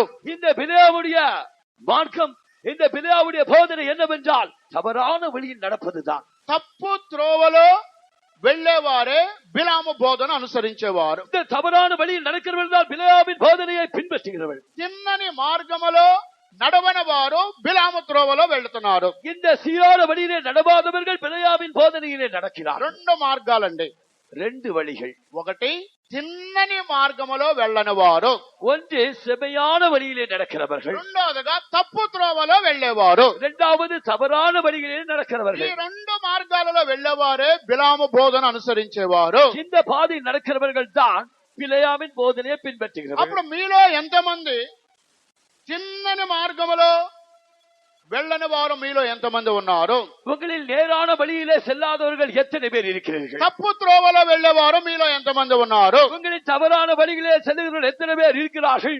ఈ రెండు మార్గాలలో వెళ్ళేవారే బిలాము యొక్క బోధన అనుసరించేవారు. இந்த ரெண்டு பாதைகளிலே தவறுகிறவர்கள் தான் பிலேயாமின் போதனையை பின்பற்றுகிறவர்கள். ఒక సందర్భములో అపోస్తుడైన పౌలు సౌలుగా మారక మునుపు ఆయన మార్గము వ్యత్యాసముగా ఉన్నది. இந்த அப்போஸ்தலனாகிய பவுல் அவர் சவுலிலிருந்து பவுலாக மாறுவதற்கு முன்னதாக அவருடைய வழிகளோ அது விரோதமாயிருந்தது. ఆయన తప్పైన మార్గములలో వెళ్లి సువార్తను బోధించిన సేవకులను, విశ్వాసులను సౌలు ఆయన హింసించి హతమార్చిన వాడుగా కనబడుతున్నాడు. இந்த சவுலோ அவன் தவறான வழிகளிலே சென்று சுவிசேஷத்தை அறிவிக்கிற ஊழியர்களையும் விசுவாசிகளையும் அவன் துன்புறுத்தி அவன் அதை விட்டு விலக செய்யும்படியாய் வன்புறுத்தினான். అప్పుడు ఒక సందర్భములో సౌలు మీద దేవుని యొక్క ఉద్దేశం అనేది ఉన్నది. அப்படியானால் சவுல் மீது கர்த்தருடைய நோக்கம் இருந்தது. సౌలుని దేవుడు ఏర్పరచుకుంటున్నాడు. சவுலை கர்த்தர் தமக்காக தெரிந்து ఆ கொண்டார். సమయంలో సౌలు అననీయాతో మాట్లాడుతున్నాడు. அப்பொழுது சவுலை குறித்து அனனியாவிடம் பேசுகிறார். అననీయ తిన్నని అనబడిన వీధిలో సౌలు అనేటువంటి ఒక వ్యక్తి ఉన్నాడు, నీవు అతని దగ్గరికి వెళ్ళుము. அனனியாவே, நேர் தெருவெனப்பட்ட தெருவிலே సౌలును దర్శపట్టడు తాను இருக்கிறான், நீ அவனை போய் பார். తిన్నని అనబడిన వీధిలో ఒక వ్యక్తి ఉన్నాడు, అతను నేను ఏర్పరచుకుంటున్నాడు, నీవు అతని దగ్గరకు వెళ్ళము. நேர் தெருவில் இருக்கிற அவனை நான் தெரிந்து கொண்டேன், நீ அவனிடத்தில் போ. దానిని గురించి అపోస్తుల కార్యానికి రండి. இதை குறித்து அப்போஸ்தலர் நடவடிக்கைகளுக்கு வாருங்கள். 9వ అధ్యాయము 10వ వాక్యం నుండి చదువుకుందాం. 9వ అధ్యాయం 10వ వచనத்திலிருந்து వాసి. దమస్కులో అననీయ అను ఒక శిష్యుడుండును. ప్రభువు దర్శనమందు అననీయ అని అతన్ని పిలువగా అతడు, ప్రభువా ఇదిగో నేనున్నానను. అందుకు ప్రభు, నీవు లేచి తిన్నని దనబడిన వీధికి వెళ్లి యూదా అని వాని ఇంట తార్సువాడైన సౌలు అని వాని కొరకు విచారించుము. ఇదిగో అతడు ప్రార్థన చేయుచున్నాడు. దేవునికి స్తోత్రం కలుగుగాక. దేవునికి స్తోత్రం ఉండాలి. ఇక్కడ దమస్కు యొక్క పట్టణములో అననయ అనేటువంటి ఒక శిష్యుడితో ప్రభు మాట్లాడుతున్నాడు దర్శనములో. இங்கே தமஸ்கு பட்டணத்தில் அனனியா என்கிற శిష్యునోடு கர்த்தர் பேசுகிறார். అననయ అని చెప్పినప్పుడు ప్రభువా సెలవిమ్మని ఆయన పలుకుతున్నాడు. அனனியாவே என்று கர்த்தர் கூப்பிடும்போது அவர் இதோ அடியேன் என்கிறார். అప్పుడు ప్రభు చెబుతున్నాడు, నీవు లేచి తిన్నని అనబడిన వీధికి నీవు వెళ్ళు. நீ எழுந்து நேர் தெருவெனப்பட்ட தெருவுக்கு நீ போ. ఈ వీధి పేరు ఏం పేరు? இந்த தெருவின் பெயர் என்ன? ఈ యొక్క వీధి పేరు ఏం పేరండి? இந்த வீதியுடைய பெயர் என்ன? తిన్నని అనబడిన వీధి. நேர் தெரு. స్ట్రైట్ గా తిన్నగా ఉన్నటువంటి వీధిలోనికి నీవు వెళ్ళు. நேராக போகிற நேர் தெருவிலே நீ போ.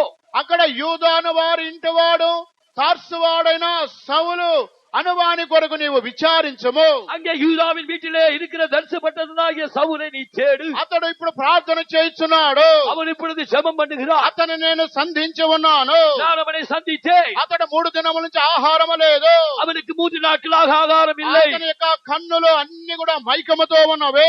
அவனுடைய கண்கள் எல்லாம் கூட அது மறைந்து விட்டது. நீ వెళ్ళి ప్రార్థన చేసినట్ల దాని కన్నులుండి పొరలు రాలును.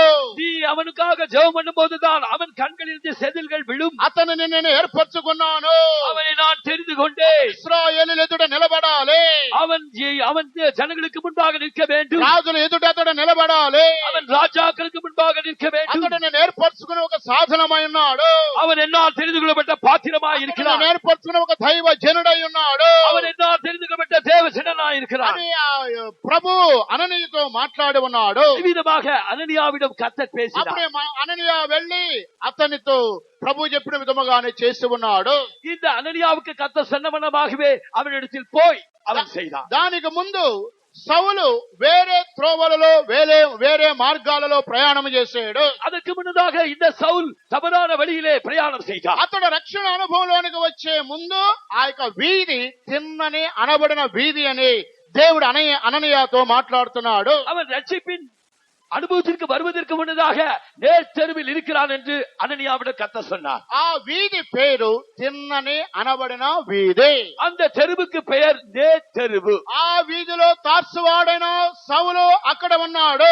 அந்த தரிசப்பட்டதனாகிய சவுல் அங்கே தான் இருக்கிறான். ఆయనను నేను ఏర్పరచుకునబోతున్నాను. அவனை நான் தெரிந்து கொள்ளப் போகிறேன். ప్రియమైన సహోదరి సహోదరా, பிரியமான சகோதரனே சகோதரி, బిలాము బోధ అనగా ఏంటి? இந்த பிலேயாமுடைய போதனை என்னென்றால், తిన్నని మార్గమును ఎవరైతే వదిలిపెడుతున్నారో వారు బిలాము త్రోవలో ఉన్నారు. நேரான வழியை யார் விட்டு விடுகிறார்களோ அவர்கள் இந்த பிலேயாமின் போதனையிலே இருக்கிறார்கள். తప్పు మార్గములో రాంగ్ రూట్ లో ఎవరైతే ప్రయాణం చేస్తున్నారో వారు బిలాము బోధలో ఉన్నారు. தவறான வழியிலே తప్పాన వాడి బాధయిలే యార్ సెలుகிறார்களோ அவர்கள் இந்த பிலேயாமின் போதனையிலே ఆ இருக்கிறார்கள். బిలాము యొక్క బోధన కూడా నేను ద్వేషించున్నాను. இந்த பிலேயாமின் போதனையை நான் வெறுக்கிறேன். బిలాము బోధన అనుసరించే వారు సంఘములో ఉన్నారు. இந்த பிலேயாமின் போதனையை பின்பற்றுகிற சபையிலே உண்டு. ప్రకటన గ్రంథం 2వ అధ్యాయం 14వ వాక్యము చివరి భాగం మనం చదువుకున్నట్లయితే, வெளிப்படுத்தல் விசேஷம் 2వ அதிகாரம் 14వ వచనం கடைசி భాగத்தை வாசிப்போம் என்றார். బిలాము యొక్క బోధన అనుసరించే వారు నీలో ఉన్నారు.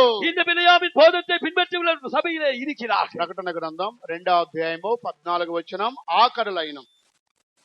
బాలాకునకు నేర్పిన బిలాము బోధన అనుసరించే వారు నీలో ఉన్నారు. బాలాకు నేర్పించిన బిలామిక బోధన అనుసరించే వారు నీలో ఉన్నారు. இந்த பாலாக்குக்கு போதனை செய்த பிலேயாமின் போதனை பின்பற்றுகிற முன்னிலையிலே இருக்கிறார். అనగా బాలాకు రాజు బిలాముకి ధనమును అప్పగించాడు. இந்த பாலாக் ராஜா இந்த பிலேயாமுக்கு அவன் பொக்கிஷத்தை నేను கொடுத்தான். నీకు ధనము ఇస్తాను, நான் உனக்கு பணத்தை నా கொடுக்கிறேன். నిమిత్తమా ఇశ్రాయేలు ప్రజలను శపించము. என் நிமித்தமாக இஸ்ரவேல் ஜனங்களை நீ சபிக்க வேண்டும். ప్రియమైన దేవునికి బిడలారా, பிரியமான தேவனுடைய ஜனமே, ధనము కొరకు లాభము కొరకు బిలాము తప్పు త్రోవలో వెళ్ళాడు. இதோ இந்த பிலேயாம் பணத்திற்காக என்பதற்காக அவன் தவறான வழியிலே போனான். తిన్నన మార్గమున దేవుని మార్గాన్ని విడిచిపెట్టాడు. அவன் நேரான வழியை தேவனுடைய பாதையை விட்டு விட்டான். తప్పు మార్గములో ప్రయాణం చేశాడు. அவன் தவறான வழியில் தான் பிரயாணம் செய்தான். అందువల్ల బిలాము యొక్క బోధతో మనము పోరాడాలి. ஐயோ, இந்த போதனைக்கு எதிர்த்து நாம் போராடுவோம். బిలాము యొక్క బోధ మనలోనికి ప్రవేశించకూడదు. இந்த பிலியாமின் போதனை நமக்குள்ளே பிரவேசிக்க கூடாது. ఇది 4వ బోధ అంటున్నది. இதுதான் 4ஆம் போதனை. 5వ బోధన మనం చూసినట్లయితే 5ஆம் போதனையை நாம் பார்க்கும்போது హెజబేలు యొక్క బోధ అంటున్నది. அதுதான் యెజబేలుடைய ఈ యొక్క போதனையாகும். హెజబేలు యొక్క బోధతో కూడా మనము పోరాడవలెను. இந்த యెజబేలుடைய போதனைக்கு விரோதமாகவும் நாம் போராட ఈ வேண்டும். యెజబేలు బోధ మనలోనికి ప్రవేశించకూడదు. இந்த యెజబేలుடைய போதனை நமக்குள்ளே பிரவேசிக்க ఈ வேண்டாம். బోధన గురించి ప్రకటన గ్రంథము 2వ అధ్యాయమునకు మనం వచ్చినట్లయితే இந்த போதனை குறித்து வெளிப்படுத்தின விசேஷம் 2ஆம் அதிகாரத்துக்கு வருவோம் என்றால் 2:20 ఆయనను నీ మీద తప్పు ఒకటి నేను మోపవలసి ఉన్నది. ఏమనగా తాను ప్రవక్తనని చెప్పుకొనుచున్న యెజబేలు స్త్రీని నీ ఉండనిచ్చుచున్నావు. జారత్వము చేయుటకును విగ్రహములకు బలి ఇచ్చిన వాటిని తినుటకును అది నా దాసులకు బోధించుచు వారిని మోసపరుచుచున్నది. దేవునికి స్తోత్రం కలుగుగాక. தேவனுக்கு ஸ்தோத்திரம் உண்டாகட்டும். నీ మీద తప్పు ఒకటి మోపవలసి ఉన్నది. తాను ప్రవక్తనని చెప్పుకొనుచున్న హెజబేలు స్త్రీని నీవు ఉండనిచ్చున్నావు. நான் உன் பேரில் எனக்கு ஒரு குறைவுண்டு. என்னவெனில் தன்னை தீர்க்கதரிசி என்று சொல்லுகிற யெசபேல் என்னும் ஸ்திரீயானவளுடைய போதனை ஒன்றில் இருக்கிறது. హెజబేలు యొక్క స్త్రీని నీవు ఉండనిచ్చున్నావు. இதோ யெசபேல் என்கிற ஸ்திரீயை உன்னிடத்தில் வைத்திருக்கிறார். హెజబేలు స్త్రీ మోసము చేయుచున్నది. இந்த யெசபேல் ஸ்திரீ வஞ்சிக்கிறாள். తాను ప్రవక్తనని చెప్పుకుంటున్నది. அவள் தன்னை தீர்க்கதரிசி என்று சொல்லுகிறாள். అందువల్ల ఆ హెజబేలు యొక్క బోధన అనుసరించేవారు నీలో ఉన్నారు. ஆகையால் இந்த யெசபேலின் போதனையை பின்பற்றுகிற முன்னிலே இருக்கிறார்கள். ఈ యొక్క హెజబేలు యొక్క బోధ నీలో ఉండకూడదు. இந்த யெசபேலுடைய போதனை உன்னிலே இருக்கக்கூடாது. ఇశ్రాయేలు యొక్క ప్రజలను మోసపరుస్తున్నది హెజబేలు స్త్రీ. இந்த யெசபேல் ஸ்திரீதான் இஸ்ரவேல் ஜனங்களை வஞ்சித்தாள். ప్రియమైన సహోదరి సహోదరుడా, பிரியமான சகோதரனே சகோதரியே, హెజబేలు స్త్రీ ఇశ్రాయేలులకు సంబంధించిన స్త్రీ కాదు. இந்த யெசபேல் ஸ்திரீ என்கிறவள் இஸ்ரவேலுக்கு சேர்ந்த ஸ்திரீ அல்ல. ఎందుకు ఇశ్రాయేలీలను ఈమె మోసము చేయుచున్నది? அவள் இஸ்ரவேல் ஜனங்களை ஏன் வஞ்சிக்கிறாள்? ఇశ్రాయేలు యొక్క వంశములో ఈ జాతిలో పుట్టిన స్త్రీ కాదు హెజబేలు. இந்த யெசபேல் இஸ்ரவேல் வம்சத்திலே பிறந்தவள் அல்ல. కానీ ఈమె యొక్క స్థితి, ఈమె ఎక్కడ జన్మించింది, ఈమె ఎవరికి భార్యగా మార్చబడిందంటే ఈమె సిదోను యొక్క దేవత పేరులో నుండి ఈమె వచ్చింది. இந்த யெசபேலானவள் இவள் எங்கிருந்து வந்தாள் என்றால் சிபேல் என்கிற தேவதையிலிருந்து அவள் ఆ வந்தவள். సిదోనీయుల యొక్క ఆ సంతతిలో నుండి ఈమె వచ్చింది. இவள் சீதோவுடைய சந்ததியிலிருந்து வந்தவள். ఈమె ఇశ్రాయేలుల యొక్క వంశములో పుట్టిన స్త్రీ కాదు. இவள் இஸ்ரவேலுடைய வம்சத்திலே பிறந்த ஸ்திரீ அல்ல. మొదటి రాజుల గ్రంథం 16వ అధ్యాయానికి రండి.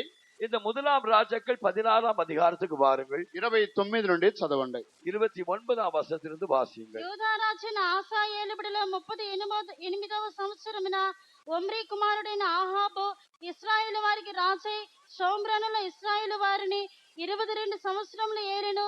ఒమ్రీ కుమారుడైన ఆహాబు తన పూర్వీకులందరినీ మించినంతగా యెహోవా దృష్టికి చెడుతనం చేసెను.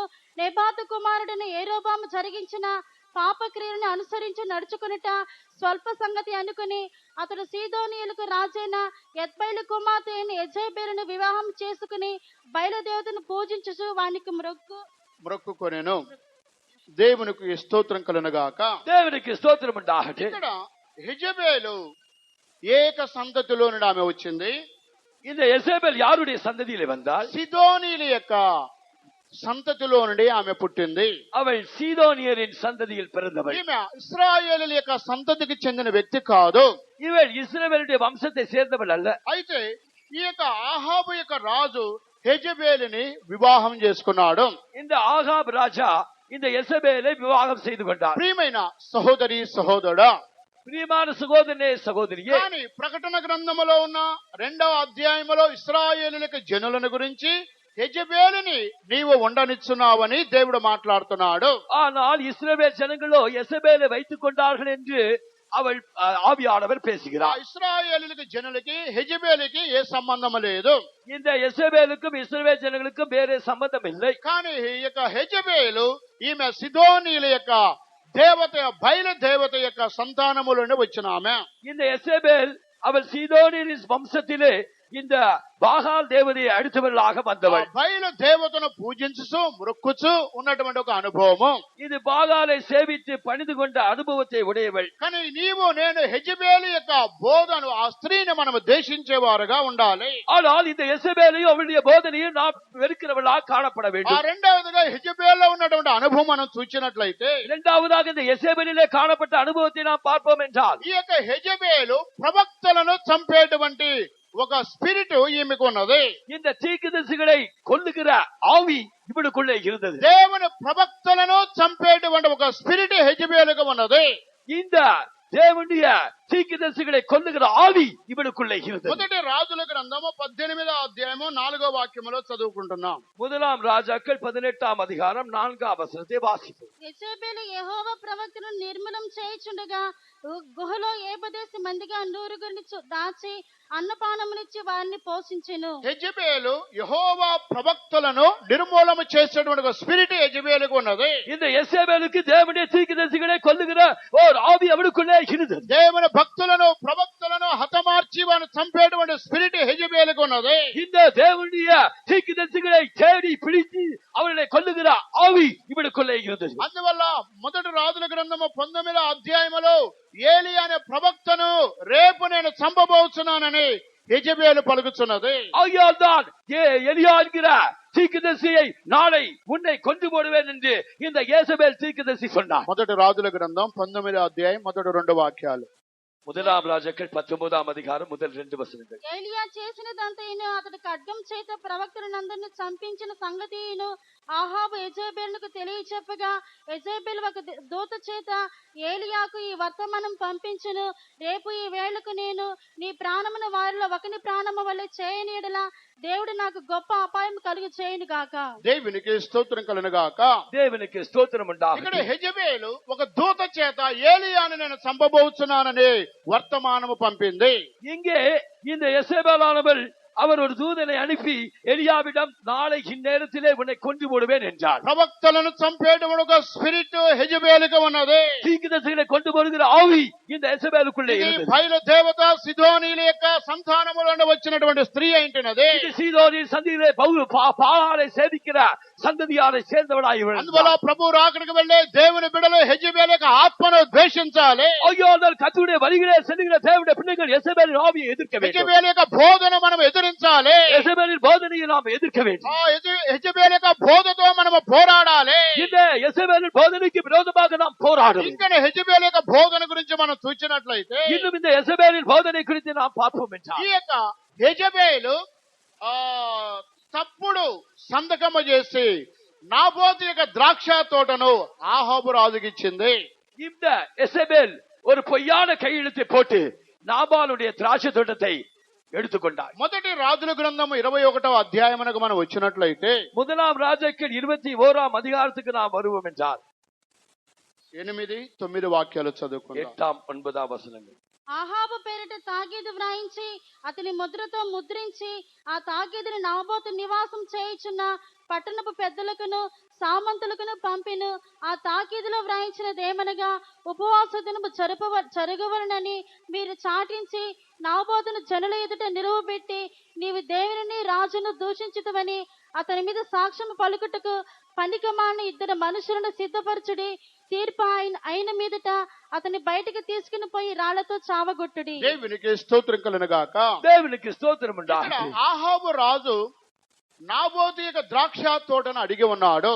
இங்கே ஆகாப் ராஜா நாபோதிடம் அவனுடைய திராட்சை தோட்டத்தை கேட்டான். కానీ ఆయన ఇవ్వనని చెప్పాడు. ஆனால் நாபாத் அதை கொடுக்கவில்லை. ఇది నా యొక్క పితరుల యొక్క ఆస్తి, నేను ఇవ్వను, దానికి నేను అమ్మను అని ఆయన పలికి ఉన్నాడు. இது என்னுடைய பிதாக்களின் சுதந்திரம், நான் உனக்கு இதை விற்க மாட்டேன் என்று சொன்னான். అప్పుడు ఈ యొక్క ఆహాబు రాజు దుఃఖముతో మూతి ముడుచుకొని ఇంటికి వచ్చి ఆహారం తినకుండగా నీళ్లు తాకుండగా పండుకొని ఉన్నాడు.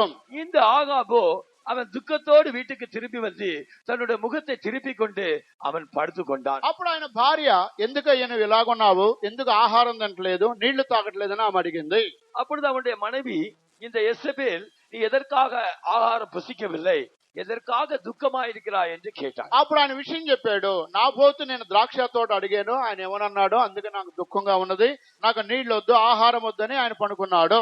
அப்பொழுது நான் நாபோத்திடம் அவனுடைய திராட்சை எனக்கு விற்கும்படியாக கேட்டேன், அவன் எனக்கு கொடுக்கவில்லை, ஆகையால் தான் நான் துக்கத்தோடு இருக்கிறேன், நான் ஆகாரம் புசிப்பதில்லை, தண்ணீர் குடிப்பதில்லை என்றார். 7వ వాక్యం చదవండి. 6వ వాక్యం 7వ వాక్యం. 6, 7 వచనం. అతడు ఆమెతో ఇట్లనెను, నీ ద్రాక్ష తోటను క్రయమునకు నాకిమ్ము, లేక నీకు అనుకూలమైన యెడల దానికి మారుగా మరొక ద్రాక్ష తోట నీకు ఇచ్చేదనని ఇశ్రాయేలీయుడైన నాబోతుతో నేను చెప్పగా, అతడు నా ద్రాక్ష తోట నీకియ్యనెను. అందుకు అతని భార్య అయిన యెజెబెలు, ఇశ్రాయేలులో నీవిప్పుడు రాజ్య పరిపాలన చేయటలేదా?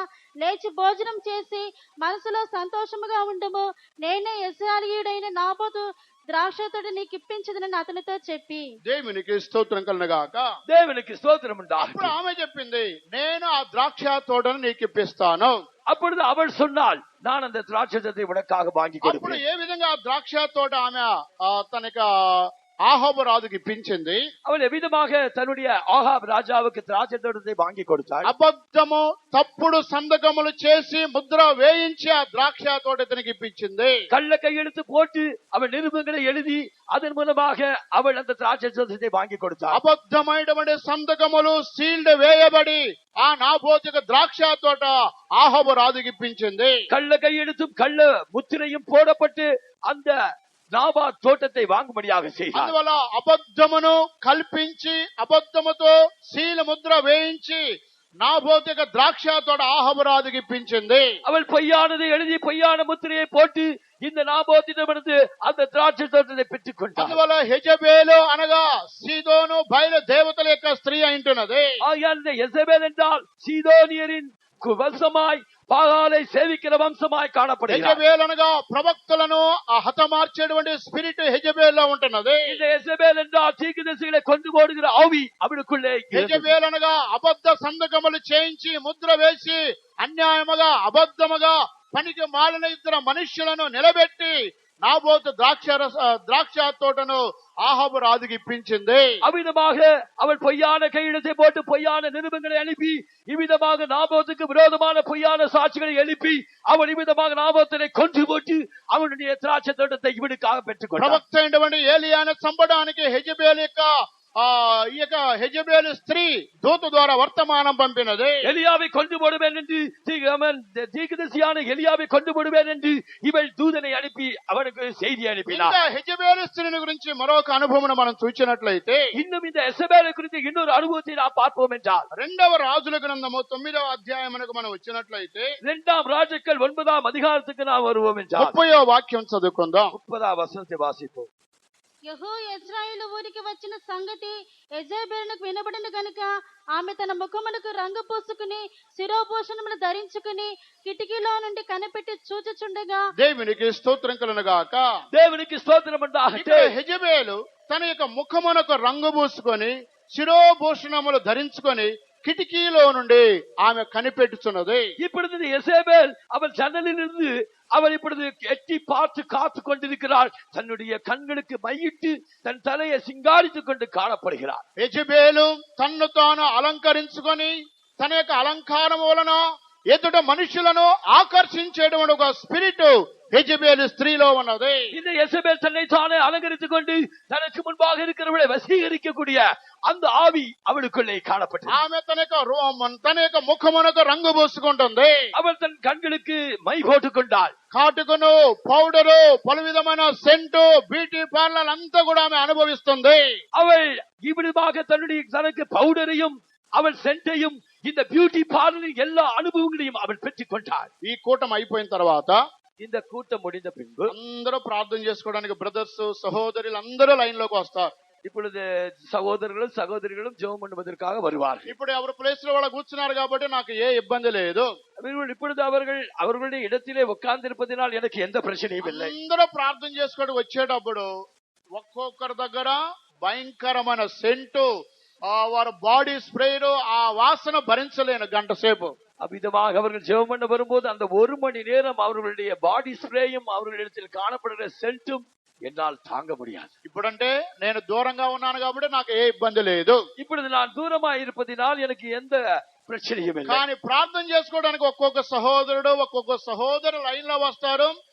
వారు దగ్గరకు వచ్చినప్పుడు ఒక్కొక్కరి దగ్గర ఒక్కొక్క రకమైన వెరైటీ, ఆ రంగులు, ఆ స్మెల్, అదంతా కూడా బయలుపడతా ఉంటాయి.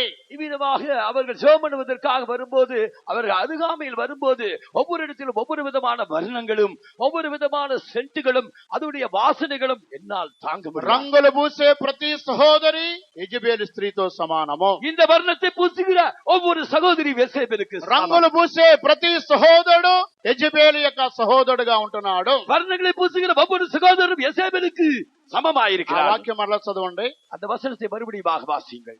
యెజ్రెయేలు ఊరికి వచ్చిన సంగతి యెజబేలునకు వినబడిన గనుక ఆమె తన ముఖమునకు రంగు పూసుకుని తామె తన ముఖమునకు రంగు పూసుకొని, అప్పుడు ముఖానికి రంగు పూసుకుని వారు ఎవరు? அவள் தன்னுடைய முகத்திற்கு வர்ணத்தை பூசிக்கொண்டு, ఎవరండి? அவள் யார்? మగవారైనా ఆడవారైనా యవనస్తులైనా ఎవరైనా ముఖమునకు రంగు పూసుకునేది యెజబేలు స్త్రీలు.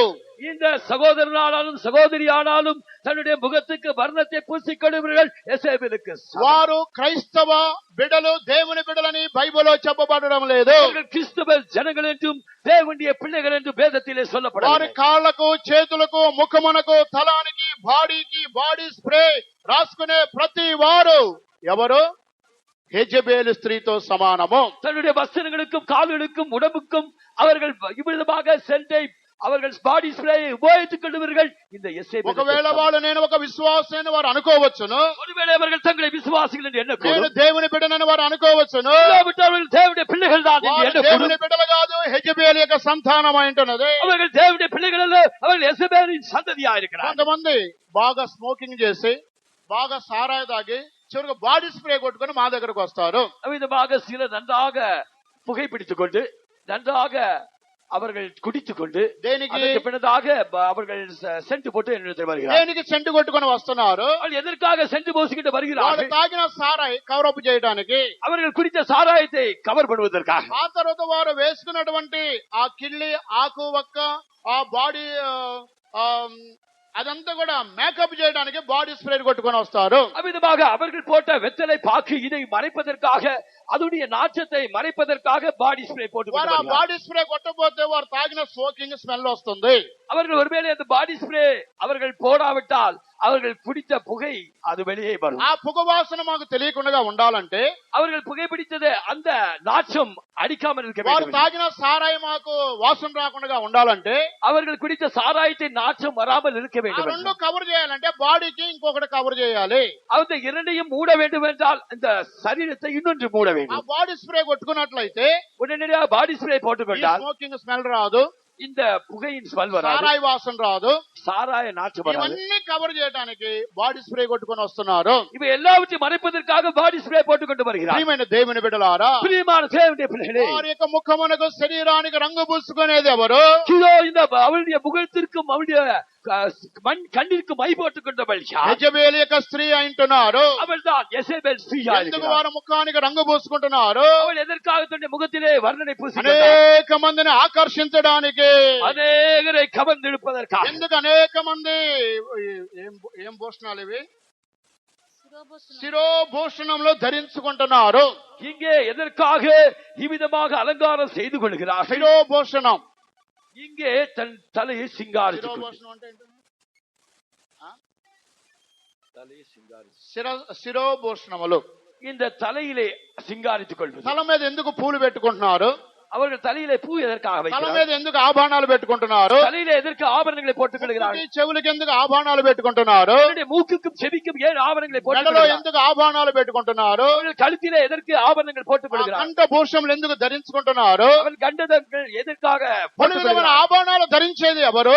இந்த பலவிதமான ஆபரணங்களை தைத்துக் கொள்வார்கள். వీరే యెజబేలు స్త్రీకి చెందిన వారు. இவர்கள் எல்லாரும் யெசபேல் ஸ்திரீயை சேர்ந்தவர்கள். వారు ఆభరణ ద్వారా ఎదుటి వ్యక్తులను ఆకర్షించాలి. அவர்கள் ஆபரணங்களின் மூலமாக தன்னுடைய மூலமாக மற்றவர்களை கவர்ந்தெழுக்க வேண்டும். వారి యొక్క రంగు ద్వారా ఎదుటి వ్యక్తులను ఆకర్షించాలి. அவர்களுடைய வர்ணங்களின் மூலமாக மற்றவர்களை இழுக்க வேண்டும். వారు పూల ద్వారా ఎదుటి వారిని ఆకర్షించాలి. அவருடைய பூக்களின் மூலமாக மற்றவர்களை இழுக்க வேண்டும். వారు ధరించే నగల ద్వారా ఎదుటి వ్యక్తులను ఆకర్షించాలి. அவர்கள் போட்டிருக்கிற நகைகளின் மூலமாக மற்றவர்களை இழுக்க ఏ வேண்டும். ఆకర్షణ లేని వారికి ఈ ఆభరణాలు రంగు ఇదేమీ అవసరం లేదు. மற்றவர்களை கவர்ந்தெழுக்காதவர்களுக்கு இந்த ஆபரணங்கள், இந்த மற்ற காரியங்கள் தேவை. ఇవన్నిటినీ ధరించేది ఎవరు? యెజబేలు యొక్క స్త్రీ సంతతి వారు అంటున్నారు. இவை எல்லாவற்றையும் அணிந்து கொள்பவர்கள் யார்? யெசபேலின் சந்ததியா இருக்கிறார்கள். అందువల్ల యెజబేలు స్త్రీలో ఈ 4 అనుభవాలు ఉన్నవి. யெசபேல் ஸ்திரீயிடம் இந்த 4 அனுபவங்கள் உண்டு. ఆమె సిదోనీయుల యొక్క దేవతగా ఒక స్త్రీగా కనబడుతున్నది. அவள் சீதோனின் வம்சத்தை சேர்ந்த ஸ்திரீயா இருக்கிறாள். ఆ తర్వాత ఆమె ప్రవక్తలను చంపి హతమార్చే స్పిరిట్ ఆమెలో ఉన్నది. அவள் தீர்க்கதரிசியை கொல்லுகிற ஆவி அவளிடத்திலே இருந்தது. ఆ తర్వాత ఆమె అబద్ధ సంతకములు చేసి అన్యాయస్తుడైన నాబోతు ద్రాక్ష తోటను 2 పనికిమాల వ్యక్తుల వలన సంతకము చేయించి ఆ ద్రాక్ష తోటను ఆహాబు రాజుకి ఇప్పించింది. இவள் பொய்யான கையெழுத்தையும் பொய்யான முத்திரையும் போட்டு நிருபங்களை மூப்பர்களிடத்தில் அனுப்பி அப்பேலியாரின் மனுஷர்களை சாட்சியாக நிறுத்தி அவனை கொன்று அவருடைய திராட்சை தோட்டத்தை எடுத்துக் கொண்டவளாக, కుయిత్తుగా తంత్రముగా మోసముగా అన్యాయముగా ద్రాక్ష తోటను లాగినది. அவள் தந்திரமாக வஞ்சனையாக அந்த திராட்சை தோட்டத்தை இழுத்துக் கொண்டாள். చివరికి తన ముఖమును రంగు పూసుకొని ఆభరణాలు ధరించి తను తాను అలంకరించుకొని ఎదుటి వ్యక్తులను ఆకర్షించే స్పిరిట్ యెజబేలులో ఉన్నది. அவள் கடைசியாக தன்னுடைய முகத்துக்கு வர்ணம் இட்டுக் கொண்டு அவளுடைய கைக்கு கண்களுக்கு மை போட்டுக் கொண்டு தன்னுடைய தலையை சிங்காரித்துக் கொண்டு மற்றவர்களை இழுக்க அவள் சென்றாள். అందువలన 1000 సంవత్సరాల క్రితము యెజబేలు స్త్రీ శరీరానుసారంగా చనిపోయినా సరే ఆ స్పిరిట్ ఈ దినాలలో సంఘములో క్రియ చేస్తున్నది. 10,000 வருடங்களுக்கு முன்னதாக இந்த யெசபேல் மரித்த போதிலும் அவருடைய ஆவி இன்று சபையிலே கிரியை செய்கிறது. ఎన్నో సంవత్సరాల క్రితం చనిపోయిన యెజబేలు యొక్క ఆత్మ ఇప్పుడు సంఘములో దేవుని బిడ్డలో క్రియ చేస్తున్నది. எத்தனையோ வருடங்களுக்கு முன்னதாக கிரியை செய்த யெசபேலின் ஆவி இன்று சபையில் கிரியை செய்கிறது. అందువల్ల దేవుని యొక్క ఆత్మ మాట్లాడుతున్నది, నేను నీ మీద తప్పు ఒకటి మోపవలసి ఉన్నది, యెజబేలు యొక్క బోధను నీలో నుండి వెళ్ళగొట్టుము. தேவனுடைய ஆவியானவர் எச்சரிக்கிறார், சபையிலே உன்னிடத்தில் ஒரு குறை உண்டு, உன்னிடத்திலே யெசபேலின் போதனையை பின்பற்றியிருக்கிறார். యెజబేలు యొక్క స్త్రీని నీవు ఉండనిచ్చున్నావు. இதோ யெசபேலை உன்னிடத்திலே வைத்திருக்கிறாய். అనేక మంది రక్షణ పొంది బాప్తిస్మం పొంది అభిషేకం పొంది సంఘానికి వచ్చినప్పటికీ அநேகர் பரிசுத்தாவின் அபிஷேகம் பெற்று ஞானஸ்நானம் எடுத்து அவர்கள் சபைக்கு வந்திருந்த போதிலும் యెజబేలు యొక్క స్పిరిట్ వారిలో ఉంటుంది. யெசபேலின் ஆவி அவரிடத்திலே உண்டு. ఆ స్పిరిట్ ఏమిటి? ముఖమును అలంకరించుకునేటువంటి ఒక స్వభావము. அந்த ஆவி என்னவென்றால் அது தன்னுடைய முகத்தை அலங்கரித்து ఆ ముఖమునకు రంగు పూసుకునే స్వభావము. தன்னுடைய முகத்துக்கு வர்ணனை போட்டுக் கொள்கிற அனுபவம். వారి యొక్క శరీరములో ఆభరణములు ధరించేటువంటి ఒక స్పిరిట్. அவருடைய சரீரத்திலே ஆபரணங்களை போட்டுக் கொள்கிற ஆவி. అందువలన వారు విడిచిపెట్టిన కార్యములు మరలా తిరిగి వారు పొందుకుంటున్నారు. அவர்கள் தாங்கள் விட்டுவிட்ட காரியங்களை மறுபடியுமாக எடுத்துக் கொள்கிறார்கள். అందువల్ల అంత్య దినములలో ఇవి ఎప్పుడు జరుగును? మీ యొక్క రాకడకి యుగ సమాప్తికి సూచన లేవని శిష్యులు ప్రభువుని అడుగుతున్నారు. சிஷ்யர்கள் கர்த்தராகிய இயேசுவிடத்தில் வந்து இவைகள் எப்பொழுது சம்பவிக்கும்? உலகத்தின் முடிவுக்கும் உம்முடைய வருகைக்கும் அடையாளம் என்ன? దేవుని యొక్క రాకడకు ముందు యుద్ధములో యుద్ధ సమాచారములను గురించి వినినప్పుడు మీరు కలవరపడకూడదు. யுத்தத்தின் செய்திகளை கேள்விப்படும் போது உங்களுடைய இருதயம் கலங்காதபடிக்கு எச்சரிக்கை. కనుక ఇవి ఆత్మ సంబంధమైన యుద్ధములో శరీర సంబంధమైన యుద్ధములు అంటున్నవి. இதோ நமக்கு முன்பாக ஆவிக்குரிய யுத்தங்களும் சரீர யுத்தங்களும் உண்டு. ఈ యొక్క యెజబేలు యొక్క బోధన కూడా మనము ద్వేషించాలి. இந்த யெசபேல் போதனையை நாம் வெறுக்க ఈ வேண்டும். బోధ మనలోనికి ప్రవేశించకూడదు. இந்த போதனை நமக்குள்ளே பிரவேசிக்க வேண்டும். ఇది 5వ బోధ అంటున్నది. இதுதான் 5ஆம் போதனை. 6వ బోధన మనం చూసినట్లయితే 6ஆம் போதனையை பார்க்கும்போது హెరోదీల యొక్క బోధ అంటున్నది. அதுதான் ஏரோதியாரின் போதனை. దీనిని గురించి అపోస్తల కార్యములు 21వ అధ్యాయమునకు వచ్చినట్లయితే இதை குறித்து அப்போஸ்தலர் நடவடிக்கைகள் 21ஆம் அதிகாரத்துக்கு வருவோம் என்றால் 12వ అధ్యాయం 12ஆம் அதிகாரத்துக்கு வருவோம் என்றால் 12:21 12:21 నియమింపబడిన దినమందు హేరోదు రాజవస్త్రములు ధరించుకుని న్యాయపీఠము మీద కూర్చుండి వారు ఎదుట ఉపన్యాసం చేయగా జనులు ఇది దైవస్వరమే కాని మానస్వరము కాదని కేకలు వేసిరి. అతడు దేవుని మహిమ పరచునందున వెంటనే ప్రభువు దూత అతని మొత్తిని గనుక పురుగులు పడి ప్రాణము విడిచెను. దేవునికి స్తోత్రం కలుగుగాక. தேவனுக்கு ஸ்தோத்திரம் உண்டாகட்டும். ఏ రోజు రాజు రాజవస్త్రాలు ధరించి న్యాయపీఠం మీద కూర్చొని ఆయన ప్రసంగం ఉపన్యాసం చేయుచుండగా இந்த ஏரோது ராஜவஸ்திரம் தரித்து அவர் சிங்காசனத்தில் உட்கார்ந்து கொண்டு பிரசங்கம் பண்ணும்போது అతడు బోధ చేసినప్పుడు జనులు చెప్పారు, ఇది దైవ స్వరమే గాని మానవ స్వరము కాదు. அப்பொழுது ஜனங்கள் சொன்னார்கள், இது இது మనుషులుடைய సత్తం அல்ல, దేవునుடைய సత్తం. యేసు క్రీస్తు కూడా ఈ హెరోదీయులను గురించి సువార్తలలో ఒక సందర్భంలో చెప్పాడు, హెరోదీయులు మీలో ఉన్నారు అని చెప్పాడు. இந்த கர்த்தராகிய இயேசு கிறிஸ்து இந்த ஏரோதியரை குறித்து சொல்லும் போது ஜனங்களிடத்திலே ஏரோதியர் உங்களிடத்திலும் இருக்கிறார்கள் என்றார். ఆ వాక్యము చాలా సేపు వెతికాను, దొరకలేదు. ఎవరికైనా తెలిస్తే చెప్పండి. హెరోదీయులు నీలో ఉన్నారని యేసు ప్రభు వారు చెప్పారు. கர்த்தராகிய இயேசு கிறிஸ்து ஏரோதியர்கள் உன்னிடத்திலே இருக்கிறார்கள் என்று சொன்னார். మత్తయ్య, మార్కు, లూకా, యోహాను 4 సువార్తలలో ఒక సందర్భంలో ప్రభు చెప్పాడు, మీలో హెరోదీయులు ఉన్నారు. கர்த்தராகிய இயேசு கிறிஸ்து இந்த மத்தேயு, மார்க்கு, யோவான் சுவிசேஷங்களிலே சொன்னார், ஏரோதியர் உன்னிடத்திலே இருக்கிறார்கள். హెరోదీయులు నీలో ఉన్నారు. ஏரோதியர் உன்னிடத்திலே இருக்கிறார்கள். అక్కడ హెరోదీయులు అనగా ఏంటి? அந்த ஏரோதியர் என்றால் அர்த்தம் என்ன? వారేమన్నారంటే ఇది దైవ స్వరమే గాని మానవ స్వరము కాదు. இது మనుషులుடைய సత్తం அல்ல, దేవుடைய సత్తం. ఏ రోజు దేవుని మహిమపరచనందువలన పురుగులు పడి చనిపోయాడు. இந்த ஏரோது அவன் தேவனை மகிமைப்படுத்தாததினால் புழு பிடித்து செத்தான். దేవుని మహిమపరచనీక స్వభావం కలిగిన వారే హెరోదీయులు. இந்த தேவனை மகிமைப்படுத்தாத சுவாபம் உடையவர்கள் தான் వారు మనుషులను మాత్రమే ఘనపరిచేవారు. அவர்கள் మనుషుகளை మాత్రం தான் ఇది கனப்படுத்துவார்கள். మానవ స్వరమే గాని దైవ స్వరము కాదని వారు అంటున్నారు. இது மனுஷனுடைய சத்தம் அல்ல, தேவ சத்தம் என்று சொல்லுகிறார். ఇది దేవుని స్వరమే గాని మనుషుల స్వరము కాదు. இது தேவனுடைய சத்தமே அல்லாமல் மனுஷனுடைய சத்தம் அல்ல. హేరోదు రాజు దేవుని మహిమపరచలేదు. இந்த ஏரோது ராஜு தேவனை மகிமைப்படுத்தவில்லை. అందువల్ల పురుగులు పడి చనిపోయాడు. ஆகையால் தான் அவன் புழு பிடித்து செத்தான். ఆ దేవుని మహిమపరచనటువంటి వారు హెరోదీయుల యొక్క బోధలో కనబడుతున్నారు. இந்த தேவனை மகிமைப்படுத்தாதவர்கள் தான் இந்த ஏரோதியரின் போதனையில் ఇది இருக்கிறார். 6వ బోధ ఉంటున్నది. இதுதான் 6வது போதனை. 7వదిగా అపోస్తలుల యొక్క బోధ ఉంటున్నది. 7வது இது அப்போஸ்தலருடைய போதனையா இருக்கிறது. దీనికి ఆరోగ్యకరమైన బోధ అని పేరు. இதுக்கு ஆரோக்கியமான உபதேசம் என்று பெயர். లేదా ఇది ఒక హిత బోధ అని రాయబడి ఉన్నది. இல்லாவிட்டால் இது ஒரு விசேஷமான போதகம் என்று எழுதப்பட்டிருக்கிறது. తిమోతి రాసిన పత్రిక 4వ అధ్యాయమునకు మనం వచ్చినట్లయితే 1 தீமோத்தேயு 4ஆம் அதிகாரத்துக்கு நாம் வருவோம் என்றால், మొదటి తిమోతి 2వ తిమోతి 4:3. 2 தீமோத்தேயு 4ஆம் அதிகாரம் 3வது. ఎందుకనగా జనుల హితబోధను సహింపక దురద చెవులు గల వారి తమ స్వకీయ దురాశలకు అనుకూలమైన బోధకులను తమ కొరకు పోగు చేసుకుని, ఆ జనులు హితబోధన సహింపగా దురద చెవులు కలవారై తమ స్వకీయ దురాశలకు అనుకూలమైన బోధకులను తమ కొరకు పోగు చేసుకొని, அவர்கள் ஆரோக்கியமான உபதேசத்தை பின்பற்றாமல் அவர்கள் செவிதினவர்களாகி தங்கள் சுய இச்சைகளுக்கு తగిన బోధకులై తங்களுக்கு తిరలాగా சேர்த்துக் கொண்டு తమకు అనుకూలమైన బోధకులను తమ కొరకు పోగు చేసుకొని, அவர்கள் தங்கள் சுய இச்சைகளுக்கு ஏற்ற బోధకులై சேர்த்துக் கொண்டு, ఈ చివరి దినాలలో అనేకులు తమకు అనుకూలమైన బోధకులను ఏర్పాటు చేసుకుంటున్నారు. இந்த கடைசி நாட்களிலே சிலர் தங்களுடைய சுய இச்சைகளுக்கு ஏற்ற బోధకులు తిరలాగా சேர்த்துக் கொள்கிறார். పోయిన వారములో ఒక సహోదరుడు నాకు ఫోన్ చేశాడు. போன வாரத்திலே ஒரு சகோதரன் எனக்கு போன் செய்தார். ఆయన మన విశ్వాసి కాదు, அவர் நம்முடைய విశ్వాసి அல்ல. జగదంబలో ఉన్నటువంటి ట్రినిటీ లూథరన్ సంఘమునకు నేను వెళుతున్నానండి, కానీ నాకు అక్కడ స్పిరిచువాలిటీ లేదు, మీ యొక్క సంఘమునకు రావాలని నేను అనుకుంటున్నానని ఫోన్ చేశారు.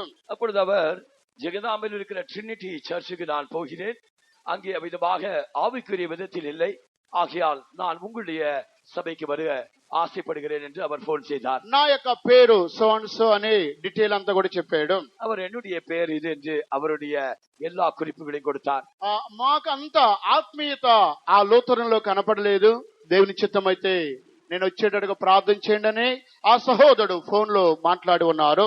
அந்த ஐக்கியத்திலே ஆவிக்குரிய விதத்திலே எனக்கு சரியாக காணப்படவில்லை, ஆகையால் உங்களுடைய ஐக்கியத்திற்கு வருவதற்காக எனக்காக ஜெபியுங்கள் என்று ఆత్మలో బలపడాలని ఒక ఆసక్తి నాకు ఉన్నది.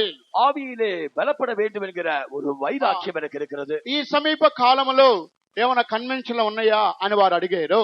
இந்த சமீப காலங்களில் ஏதாவது கன்வென்ஷன் இருக்கிறதா என்று கேட்டார். ప్రియమైన దేవుని బిడ్డలారా, దేనికి ఈ కార్యం పలుకుతున్నాను? பிரியமான தேவனுடைய பிள்ளைகளே, ఎదర్కాக இந்த ఈ కార్యం దినాలలో అనేక మంది తమకు అనుకూలమైన బోధకులను ఏర్పాటు చేసుకుంటున్నారు.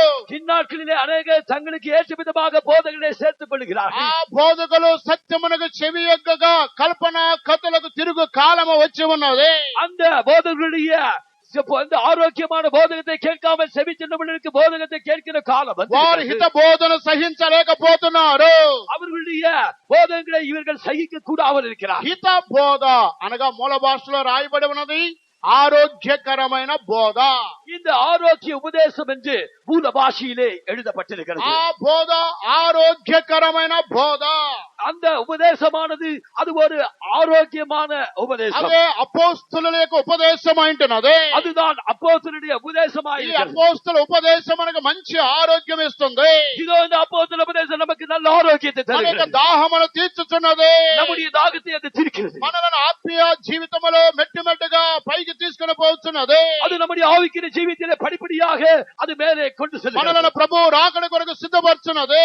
அது நம்மை கர்த்தருடைய வருகைக்காக ஆயத்தமாக்குகிறது. మొదటి శతాబ్దంలో పేతురు అపోస్తల బోధన ఆయన ప్రసంగము చేశాడు. முதலாம் நூற்றாண்டிலே பேதுரு அப்போஸ்தல உபதேசத்தை பிரசங்கித்தார். మీరు రొట్టె విరుచడం యందు ప్రార్థన చేయడం యందు ఎడతెగక ఉండండి.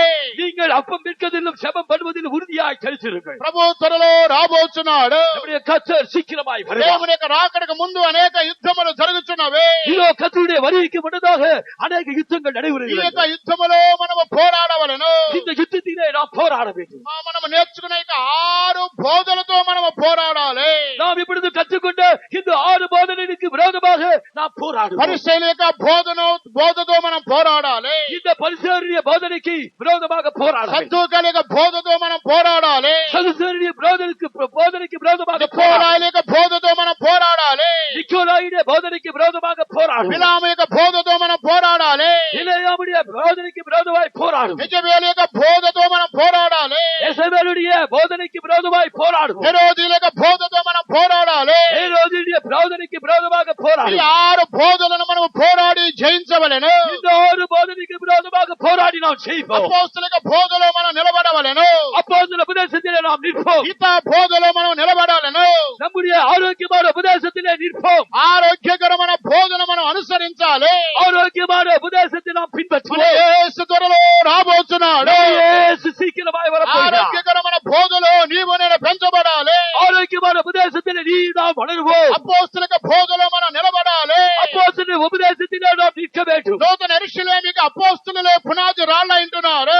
இந்த புதிய எருசலேம் நகரத்தார் அவர் அப்போஸ்தலருடைய உபதேசத்திலே அஸ்திபாரம். ఆ నూతన యెరూషలేముకి అపోస్తలులే అమూల్యమైన ముత్యములుగా కనబడుతున్నారు. இந்த அப்போஸ்தலர்களோ புதிய எருசலேமிலே நவரத்தினங்களாக இருக்கிறார். క్రీస్తు యేసే ముఖ్యమైన మూలరాయి అయి ఉన్నాడు. கிறிஸ்து இயேசு மூலைக்கல்லாக இருக்கிறார். అపోస్తలు ప్రవక్తలు వేసిన పునాది మీద మనం కట్టబడాలి. அப்போஸ்தல தீர்க்கதரிசிகள் போடப்பட்ட அஸ்திபாரத்திலே நாம் கட்டப்படுவோம். మనము నేర్చుకున్న ఈ 6 బోధలను మనం ఎదిరించాలి. நாம் இப்பொழுது கற்றுக்கொண்ட 6 போதனைகளை நாம் எதிர்க்க ఏ வேண்டும். బోధ మనలోనికి ప్రవేశించకూడదు. இந்த 6 போதனை நமக்குள்ளே பிரவேசிக்க మన வேண்டும். యేసు త్వరలో రాబోతున్నాడు. நம்முடைய இயேசு சீக்கிரமாய் ఆయన வரப்போகிறார். మహిమగల రాకడ కొరకు ప్రభు మనందరినీ సిద్ధపరచును గాక. அவருடைய மகிமையான வருகைக்காக கர்த்தர் நம்மை ஆயத்தமாக்குவார். మహోన్నతుని బోధలన్నీ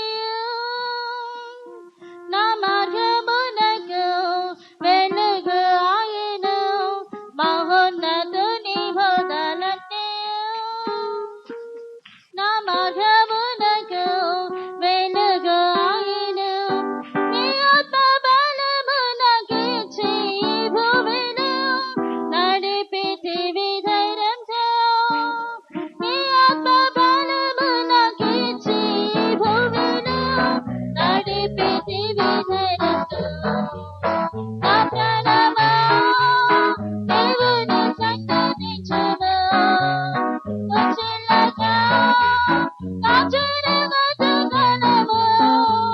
భయపడకుమని చెప్పిన నాథుడు నీతోనే ఉన్నాడు సదా. భయపడకుమని చెప్పిన నాథుడు నీతోనే ఉన్నాడు సదా. ప్రియుని రంగుడు కావచ్చు దూర తల్లిదిని తలము ఇదియే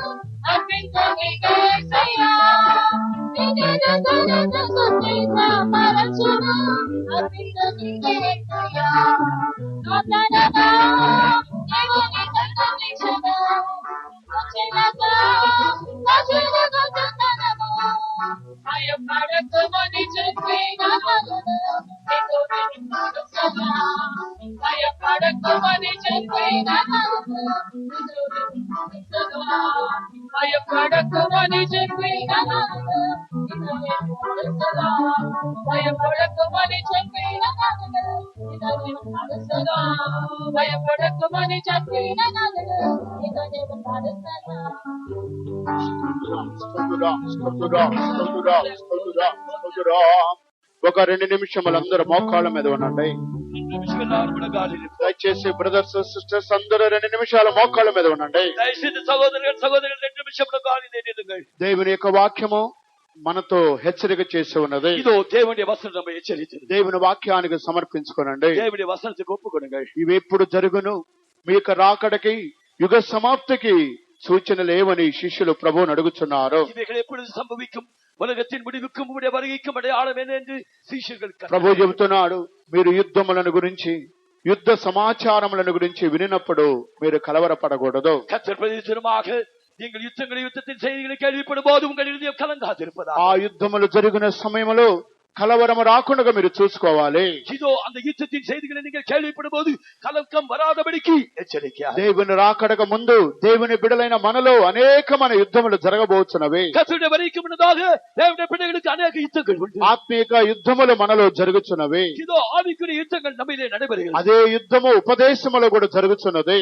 அதே యుద్ధங்கள் ఉపదేశத்தின் மூலமாக உண்டாகும். కనుక పరిశుద్ధులకు ఒక్కసారి అప్పగింపబడిన బోధ నిమిత్తం మీరు పోరాడాలి.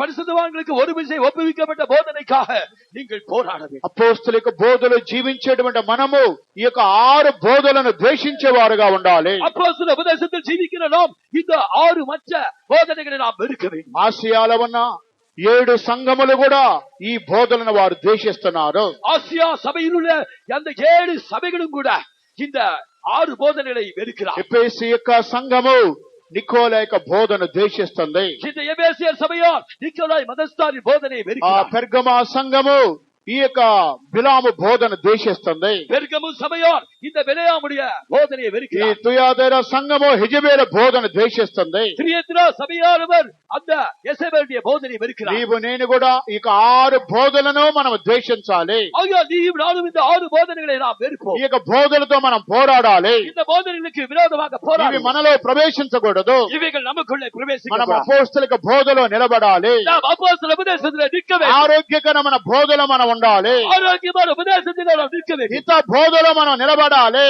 இந்த ஆரோக்கியமான உபதேசத்திலே நிற்போம். మనకు అనుకూలమైన బోధకులను మనం ఏర్పరచుకోకూడదు. நமக்கு நம்முடைய இச்சைக்கேற்ற போதனைகளை நிமிக்க வேண்டாம். మనకిష్టమైన బోధకులలో మనం వెళ్ళకూడదు.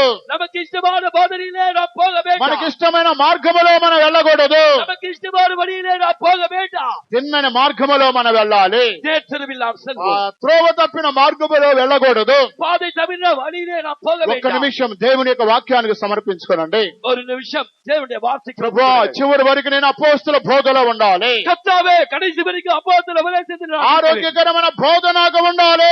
ஆரோக்கியமான உபதேசத்திலே நான் నీవు இருக்கிறேன். ఈ బోధలను ద్వేషించిన విధముగా இதோ நீர் மற்ற போதனைகளை வெறுத்த வண்ணமாக ఆ పరిసయ్యులు సద్దూకాలు నికోలాలు బిలాము హెజబేలు ఆ బోధ నీవు ద్వేషించిన విధముగా பரிசேயர் சதுக்கேயர் நிக்கோலாய் மதஸ்தர் பிலேயாம் இவர்களுடைய போதனை நீர் வெறுத்த ఏ வண்ணமாக రోజు బోధ నీవు ద్వేషించిన విధముగా பிலேயாமுடைய போதனை நீர் வெறுத்த నేను வண்ணமாக ద్వేషించున్నాను.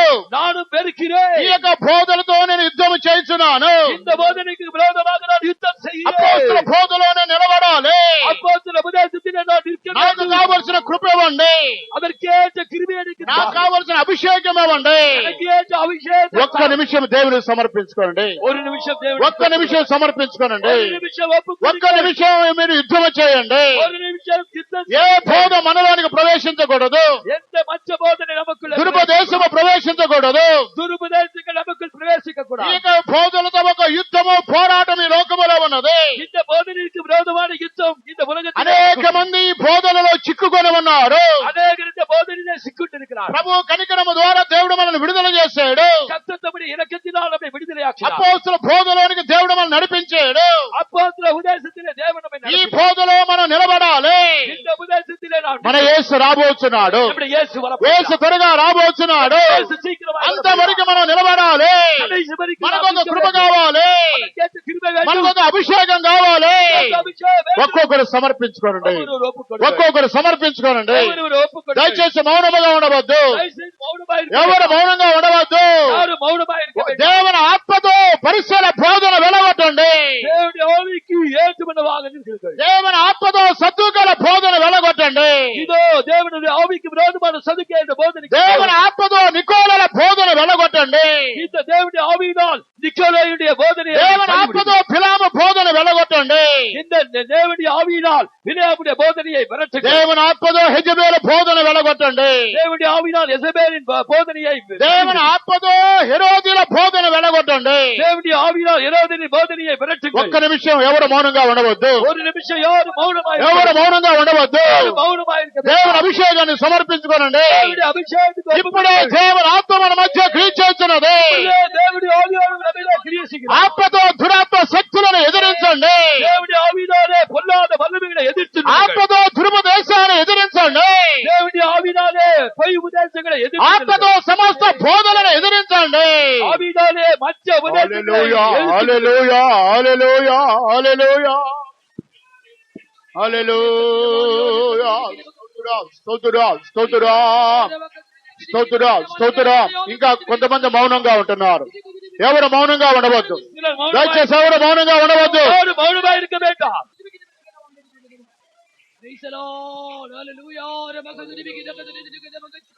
Hallelujah. Stotram, stotram, stotram, stotram, stotramaya. Praise stotram, stotram, stotram, stotram, stotram. పరిశుద్ధాత్మడం మహిమతో దిగిరమ్ము. పరిశుద్ధాత్మ దేవుడా పామురవలె రమ్ము. పరిశుద్ధాత్మడం మహిమతో దిగిరమ్ము. పరిశుద్ధాత్మ దేవుడా పామురవలె రమ్ము. రమ్ము దిగిరమ్ము.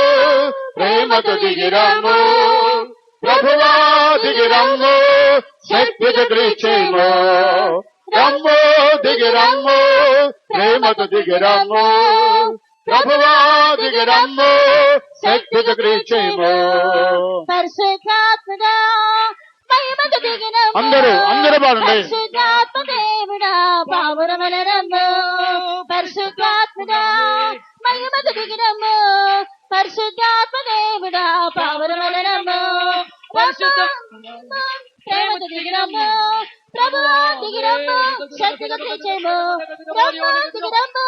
ప్రేమతో దిగిరమ్ము. ప్రభువా దిగిరమ్ము. శక్తితో క్రీచేమో. Hallelujah. Stotram, stotram, stotramaya. Praise stotram, stotramaya. Stotram, stotramaya, stotram, stotramaya. Hallelujah. Rabalaba shibidibigadaba. Rabalaba shibidibigadaba gadabalaba shimam. ప్రియమైన సహోదరి సహోదరుడా, లోకములో ఎంతో మంది క్రైస్తవులకు లేనటువంటి శ్రేష్టమైన అపోస్తల బోధ దేవుడు మనకు అనుగ్రహించి ఉన్నారు. சகோதரியே, உலகத்திலே கிறிஸ்துவர் மற்ற கிறிஸ்துவருக்கு இல்லாத ஒரு பெரிய சாட்சியத்தை தேவன் நமக்கு அப்போஸ்தல உபதேசத்தை ఎంతో మంది టీవీ ప్రసంగికులకి రేడియో ప్రసంగికులకి లేనటువంటి గొప్ప అపోస్తల బోధ దేవుడు మనకు అనుగ్రహించి ఉన్నారు. టీవీ ప్రసంగికులకి வானொலி பிரசங்கிகளுக்கு இல்லாத இந்த பெரிய அனுபவத்தை அப்போஸ்தல உபதேசத்தை கர்த்தர் நமக்கு தந்திருக்கிறார். ఆది అపోస్తల ఉపదేశము దేవుడు మనకు అనుగ్రహించి ఉన్నాడు. ఆది అపోస్తల ఉపదేశத்தை தேவன் நமக்கு ఈ యొక్క ఉపదేశములో మనం కొనసాగించాలంటే இந்த உபதேசத்தில் நாம் முன்போட்டு போக வேண்டும். పరిశుద్ధాత్మ యొక్క అభిషేకం మనకు అవసరమైంటున్నది. பரிசுத்தாவின் அபிஷேகம் நமக்கு அவசியமாய். దేవుని యొక్క మహాకృప మనకు కావాలి. தேவனுடைய மகா கிருபை நமக்கு தேவை. ఈ యొక్క అభిషేకం ఇప్పుడే ప్రభు మన పైన కుమ్మరింపబోతున్నాడు. இந்த அபிஷேகத்தை தேவன் இப்பொழுதே நம்ம மேல் ஊற்றப் ఇప్పుడే போகிறார். అభిషేకమును కుమ్మరింపబోతున్నాడు. இப்பொழுதே தேவன் அபிஷேகத்தை ஊற்றப் వాంఛించిన వారికి దేవుడు అనుగ్రహించబోతున్నాడు. போகிறார். எங்களுக்கு தேவன் கொடுத்த హల్లెలూయా స్తోత్రుడా స్తోత్రుడా స్తోత్రమయా పరిశుద్ధాత్మడా మహిమతో దిగిరమ్ము పరిశుద్ధాత్మ దేవుడా పావురవలెరమ్ము పరిశుద్ధాత్మడా మహిమతో దిగిరమ్ము పరిశుద్ధాత్మ దేవుడా పావురవలెరమ్ము. పరిశుద్ధాత్మగా మహిమతో దిగిరమ్ము. అందరూ పాడండి. దేవుడా పావనవలరమ్ము. పరిశుద్ధాత్మగా మహిమతో దిగిరమ్ము పరిశుద్ధాత్మ దేవుడా పావురవలెరమ్ము. ఆమేన్. పరిశుద్ధాత్మగా మహిమతో దిగిరమ్ము. పరిశుద్ధాత్మ దేవుడా పావురవలెరమ్ము. పరిశుద్ధాత్మ మహిమతో దిగిరమ్ము. పరిశుద్ధాత్మ దేవుడా పావనవలరమ్ము. పరిశుద్ధాత్మ మహిమతో దిగిరమ్ము.